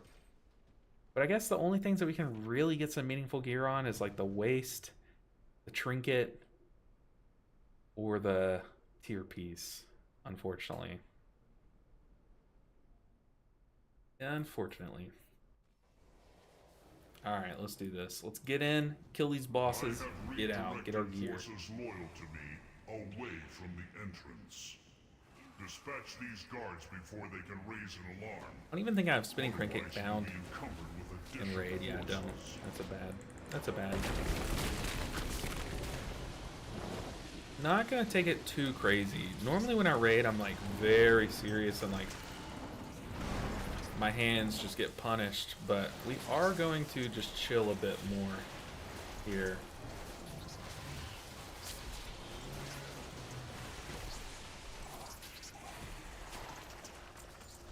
Plus, I'm pretty sure we just outgear the mess out of this LFR wing. Probably not too crazy. Do y'all remember back when what season was it when like Halandrus was a thing? I don't know. Halandrus was a thing, and people were like doing those. Those raid fights were very tough to do, even when you were overgeared. But like these fights, I don't think are too tough at all.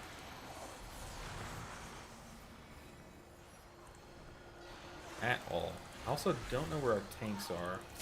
I'll see our tanks on our bars. I think I'm also blocking some of the nameplates. That's a bit sad. Where are the tanks? Ah, Chicken and Bear go. Okay. I know it's low-end content, but the gap between normal dungeons, loot, and heroic dungeon item level required is kind of annoying. I agree. I fully agree with that, Electric Stars. Oh, we are just starting the fight. Okay. This is a long fight, so I'm gonna, like, not use mana now since we weren't allowed the opportunity to trade. I say that as we definitely need to use our trinket before we ramp.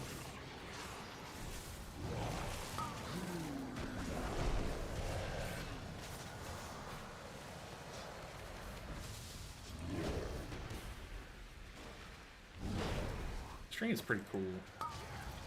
Yeah, this boss just has so much health.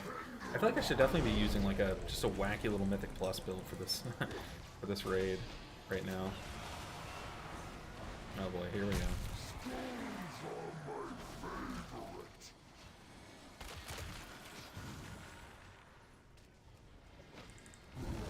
I also thought that I was ramping, but I was not in Yu'lon. Apparently Yu'lon was still on cooldown, so like that's rough. That is rough. Our mana is already suffering, and now I did a Yu'lon ramp without the Yu'lon, so our enveloping mist were just full cost. Take it out, take it out.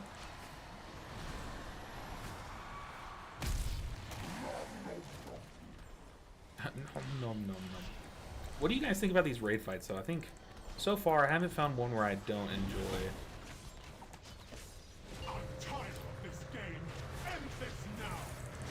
Yeah, we are like turbo out of mana, but honestly, we're chilling. We are big time chilling. We can just punch and kick for a while if we need to.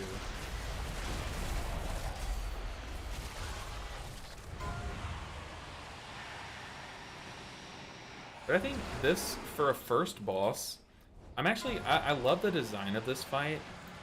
I like how there's like some like one-shotting mechanics, but like not too many. It definitely still gives like a first boss.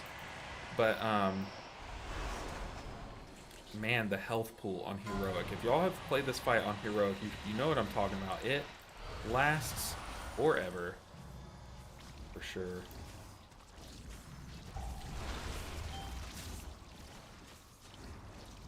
Feed him.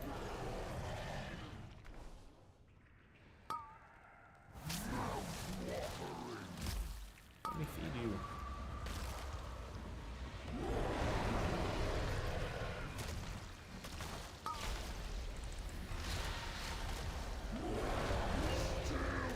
Super easy. At least these LFR wings are easy. Because I remember in like Shadowlands, some of the LFR wings were like kind of hard. Like there was one that was literally Sludge Fist into Stone Legion Generals into Sire Denathrius, and that is like the nightmare blunt rotation, like of wings. It's ridiculous.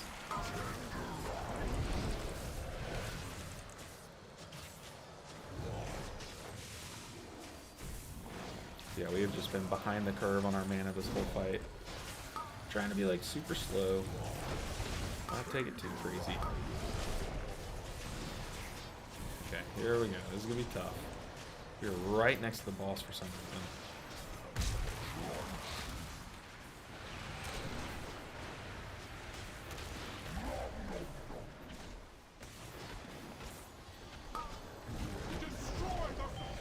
Oh, I just unrooted the other monk. That's embarrassing. All right, let's go crazy. Let's go into a ramp. What do you guys say? During lust, sign me up.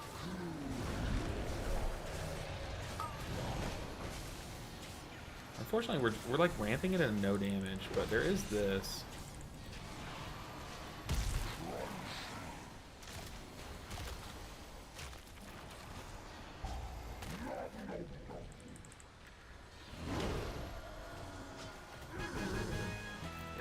On revival and a bunch of mana T stacks.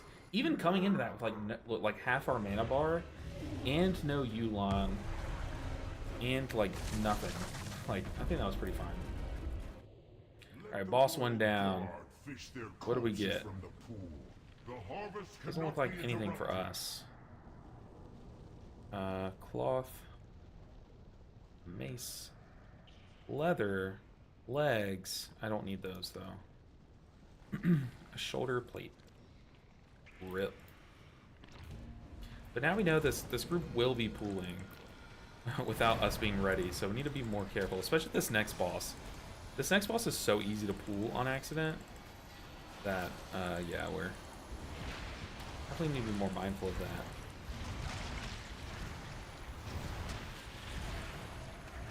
Destroy the invaders before they ruin the harvest. We don't have any mage food. I think I'm gonna message. Oh, we can take that. I'm gonna message the mage and see if we can get some food after this.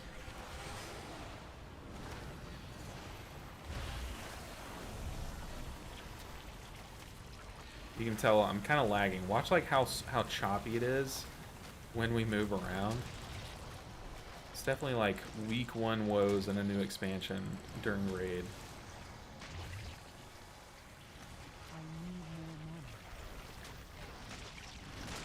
Do we have a mage here? We don't.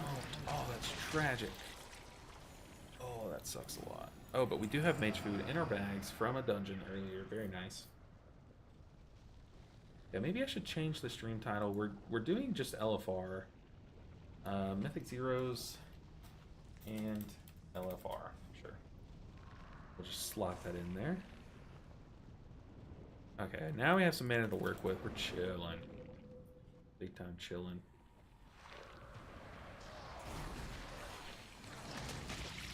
The blood is becoming volatile. Stop the invaders before it manifests. I'm really excited to get the tier set 2 for the boost to the mist healing and also the extension. Like I think our tier set's really fun to play around with, and it kind of sucks not having it. Like it feels really bad.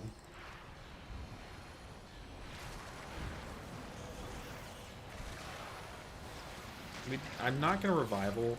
If we wipe, we wipe. But I'm not revivaling because I know that we will not be resetting the bosses.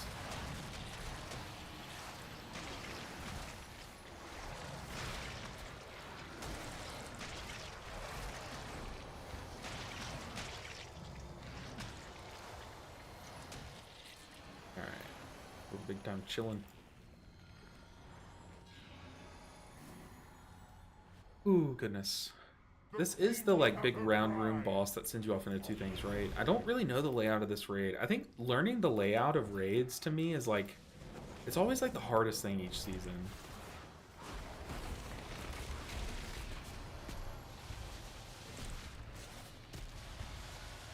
Like knowing where to run, like whenever you die and accidentally release instead of waiting on the res, like knowing where to run is always like the hardest thing for me.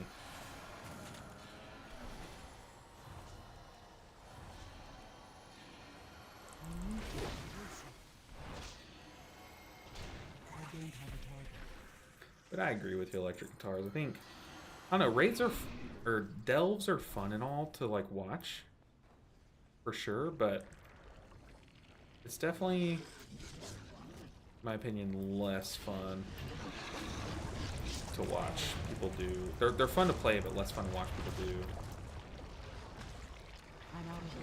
Oh my goodness, just keep running. Run to the top.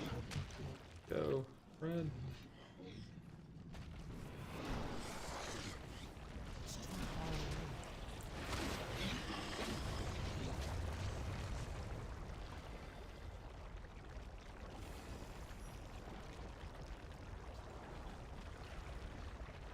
Yeah, it is this guy. Okay, I need to be careful about my mana, because we know this group is going to pool before we pull the boss. Which is sad.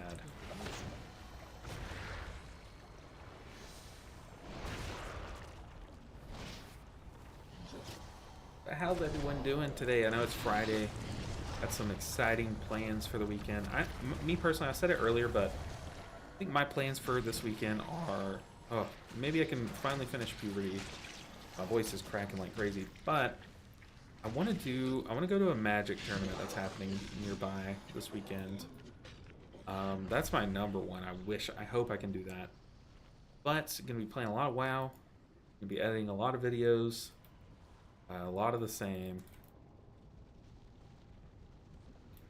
But I think it is a pretty exciting time to just sit down and play a lot of WoW on a weekend.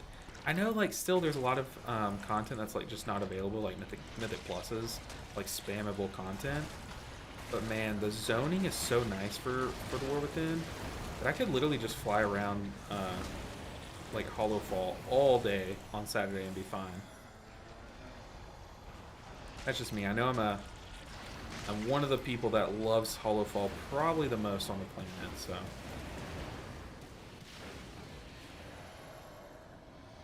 I said I'd be careful about my mana, but so far I'm not doing that. Go ahead and drink a full sip.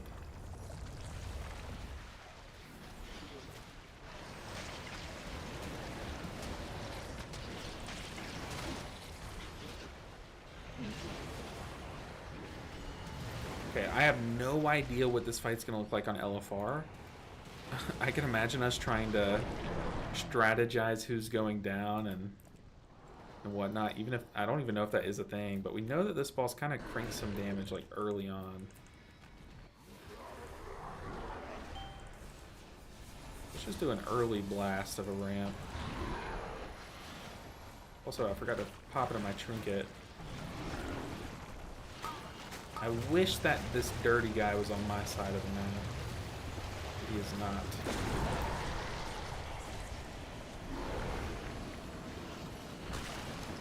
Make sure we're not standing in those. This guy is. I say, as I stand in one, what am I doing? Okay, it gives us time to drink. Luckily, you can like slow crawl while you have these tentacles and be fine. I think there's like no one over here, so we definitely need to stick with the group that we're actually healing. Where is everyone? Okay, so I should definitely be over here. This fight is so hard to do like unorganized. Like, do correctly, I should say. I don't want to get hit by that. No one else is getting hit by that, so we stay with the group.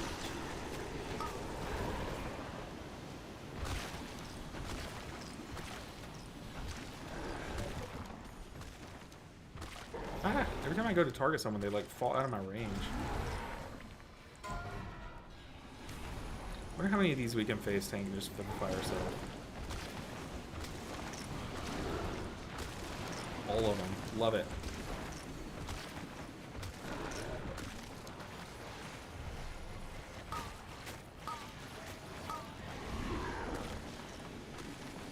We should revive us soon.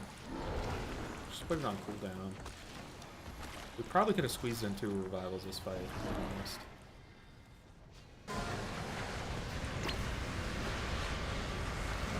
Okay, let's run where we see a lot of people.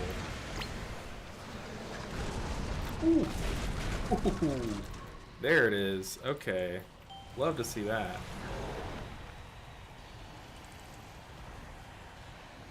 Oh my god. People did not get the memo. Love to see that. What PC are you running? Do you have a consistent FPS and raids? I'm looking to upgrade. I am still using my PC. We're just gonna set these samples. If it kills us, it kills us. We'll wipe and go again. But I'm still using the PC that I built while in college. It's some of its pieces are outdated, but some of them I have upgraded since because my rating was not consistent. But it gets the job done. I mean, it definitely gets the job done. I have all my specs. Oh, actually, you're watching on YouTube. Let's just wipe, I guess. We'll stop healing. But I have all of my specs on Twitch. If you go to my Twitch, you can see down below, like, I have all my specs listed. Maybe some of them might be out of date, but for the most part, it's good. I don't know why I never thought of this, but steady flight makes Dawnbreaker so much easier. Steady flight. Is it a dragon riding thing? Where is it? Where's my dragon riding? Steady flight. Remind me what steady flight is, because I'm a little stupid. But my PC, it's a GeForce RTX something. Maybe I can pull it up and show you. That way you won't have to swap to Twitch. But if I go to channel, but my PC, let me pull it up. Yeah, so my PC specs are, let's chat, are right here. I guess I'm blocking it. Right here. You can see like all my pieces if you scroll down. That is out of date. I don't use a 580 anymore. That was OG and that was not what was working. I've definitely replaced like 2 of my parts since I posted that. But it's nothing crazy. My PC is not, like, I don't have like a big streamer PC. I definitely have like a college kid built his PC and just rocks with what he has kind of situation going. Yeah, of course, JDZ, of course.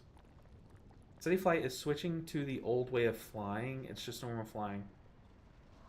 Ooh. Ooh, wait, you can do that in Dawnbreaker?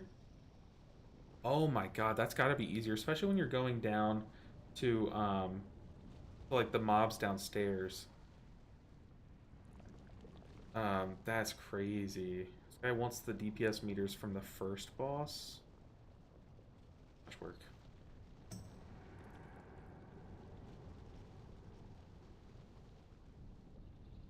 On Twitch now, got it, thanks. Yeah, no problem. I can figure out what my GPU is, or CPU, whatever it's called. Because it's definitely different from what, there. One of my viewers got hacked on Discord and sent me a link.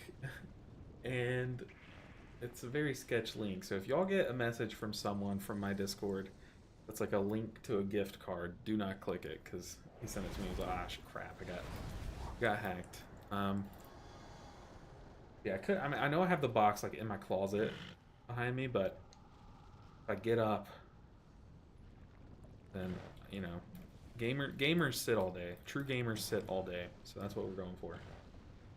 Being able to just stall in the air and wait to see where the tank's going is great. Yeah, that sounds like kind of invaluable, for sure. Plus, they made steady flight faster just in Dawnbreaker. Ooh! Yeah, I definitely need to bind that for sure. Or at least have it like over here. Why do I have like leather working, for example, or enchant, a macro for enchant that I don't use?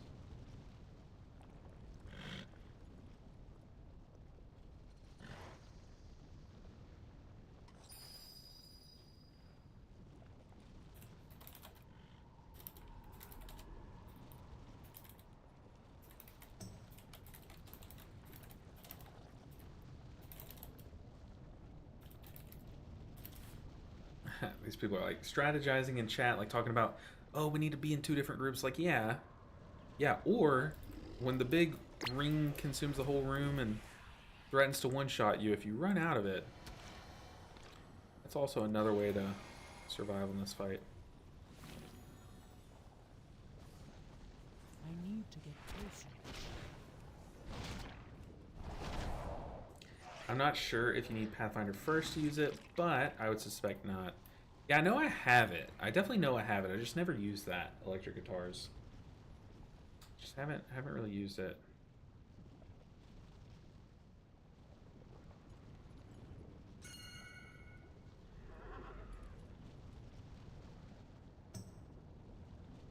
Oh my god.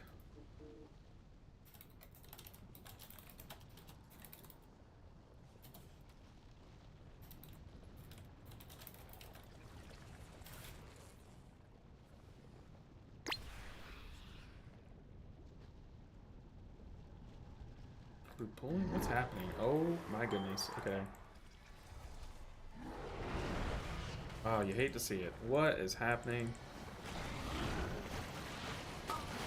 People are just standing in the puddles. People are AFK. This is why, even in LFR, you should do good timers.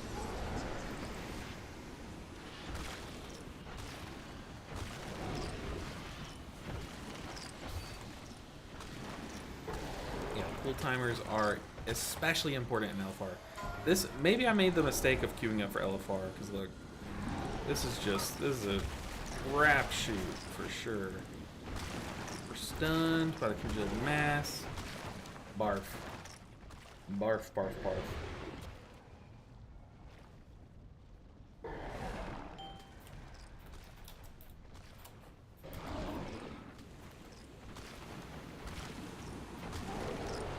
Looks like the group is like kind of collapsing, getting a little toxic in chat. This might be not worth doing. Also, I don't think we're getting any meaningful gear here. I say we don't finish this. But that is a good tip, electric guitars, for sure. Why is everyone talking to this thing? Drink the potion. Sure, what did I get? Movement speed. Ayo. Very nice.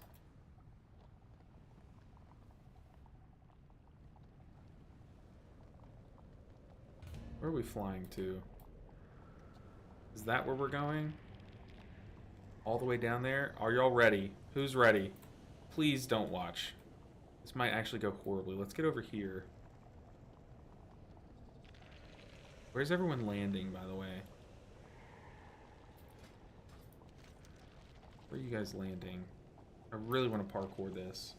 Class tuning for the 17th announced. Very nice. What is that, Tuesday? Tuesday, Wednesday? Very nice. Do I parkour this, y'all? Just go for it. Look, they're flying to this. Oh, they're all down there. Yeah. Here we go. Let me make sure I have the talent. Okay, we're chilling.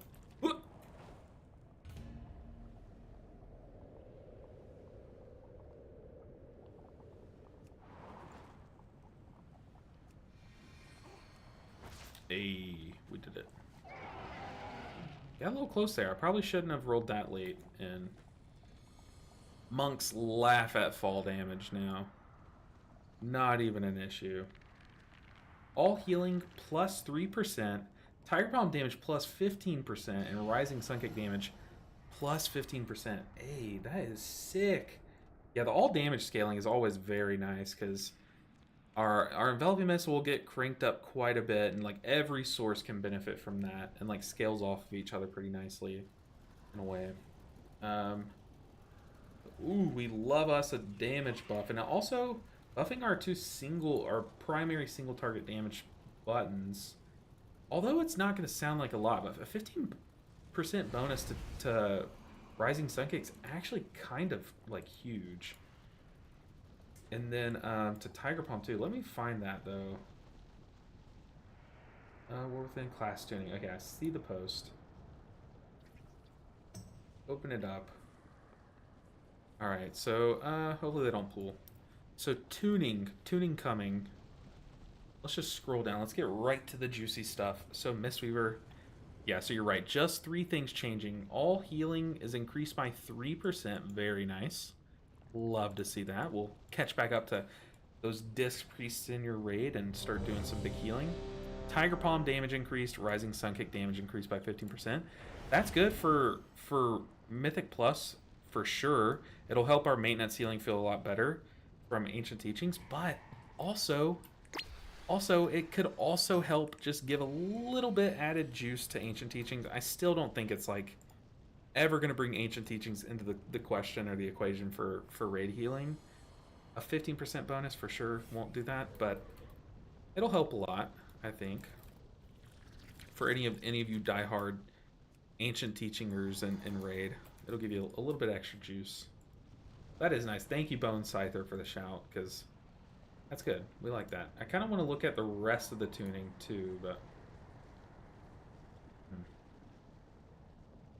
while we wait, Holy Paladin getting a healing reduction. Ooh, big judgment damage increase. Crusader Strike damage increased. Hammer of Wrath damage increase. Avenging Crusader, gets nerfed. A compensation nerf. Dang, I was like getting excited reading these changes, thinking, oh my god, Avenging Crusader is going to go crazy. But no, they're compensate nerfing it. That's sad. But hey, that's okay. That's okay. Damage buffs, they need that. Healing reduction also kind of sucks a bit, but they are kind of cranking.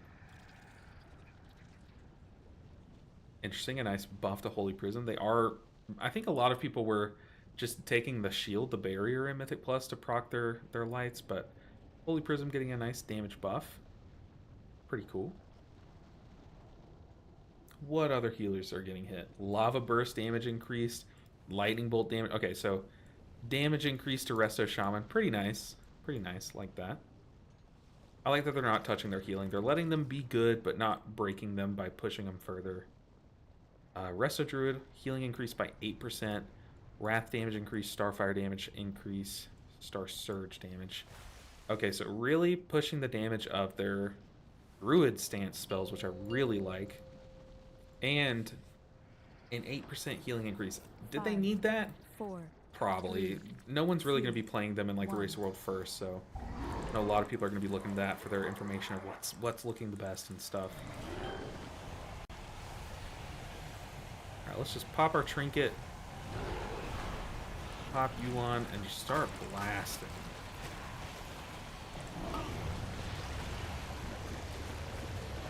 We're pumping in a nothing here. But I think those are some pretty good changes. It's exciting getting a small number of nerfs, or it's not exciting getting nerfs. It's exciting getting some small buffs as a Mistweaver. We definitely should be on this other side. They are struggling for the healing, but oh, they're downstairs. I'm an idiot. Just face tank it real low. That is exciting. I like that we're doing some nice buffs. And yeah, a lot of people have been complaining about the damage and the ancient teachings not feeling like it's doing as much as it probably should in Mythic Plus, or I'm sorry, in Mythic Zeros. And yeah, I agree. It's like it has felt a little underwhelming. I think a lot of that can be, you know, attributed to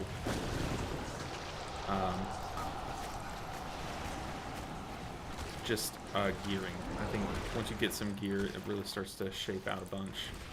Yeah, this whole split of groups is not working out for sure. Cactus, welcome to the Discord. I think the group that's the other group is really struggling with healing. Whereas us, I'm sitting here, I have nothing to do. So I'm actively standing in tentacles to give myself something to do, which is not good.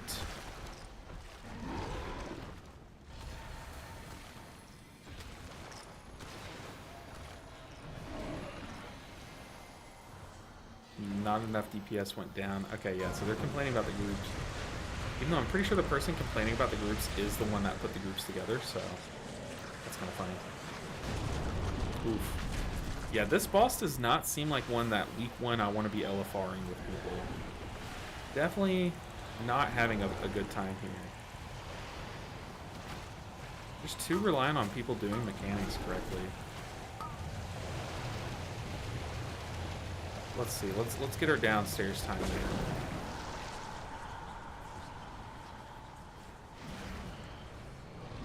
We can ramp like this entire time though.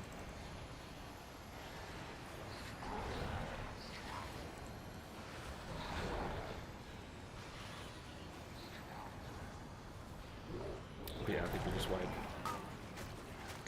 Yeah, don't think this one's gonna be one that we can do in LFR. Not thinking so. That is cool. What other changes? Okay, Evoker, Disintegrate, just baseline damage increase. That's nice. So it looks like they're buffing some of the healers' damage, which is really good. I do like that a lot. And then some nice blanket healing to some healers that are falling a bit behind. I don't see Priest on here. I don't see any Priest changes. I think what's happening is Holy Priest is performing very well in Heroic. But they're going to fall behind a bit in Mythic. So maybe they should have just anticipated that and buffed them a bit in healing. But they would just go buck wild in Heroic. And then Disc Priest is looking kind of crazy for raids, so... I don't know, am I still alive? No, I am very much dead. But I would have liked to see some Holy Priest here, even though, like I said, they're looking very good because it's Heroic, but I don't see that lasting in a Mythic at all. But very cool changes. I like the damage buffs here, I like the Resto Druid damage buffs, and the flat Druid healing. Ooh, that's Balanced Druid. Where is it? Here, very nice. Us monks getting a little love too. Love to see it.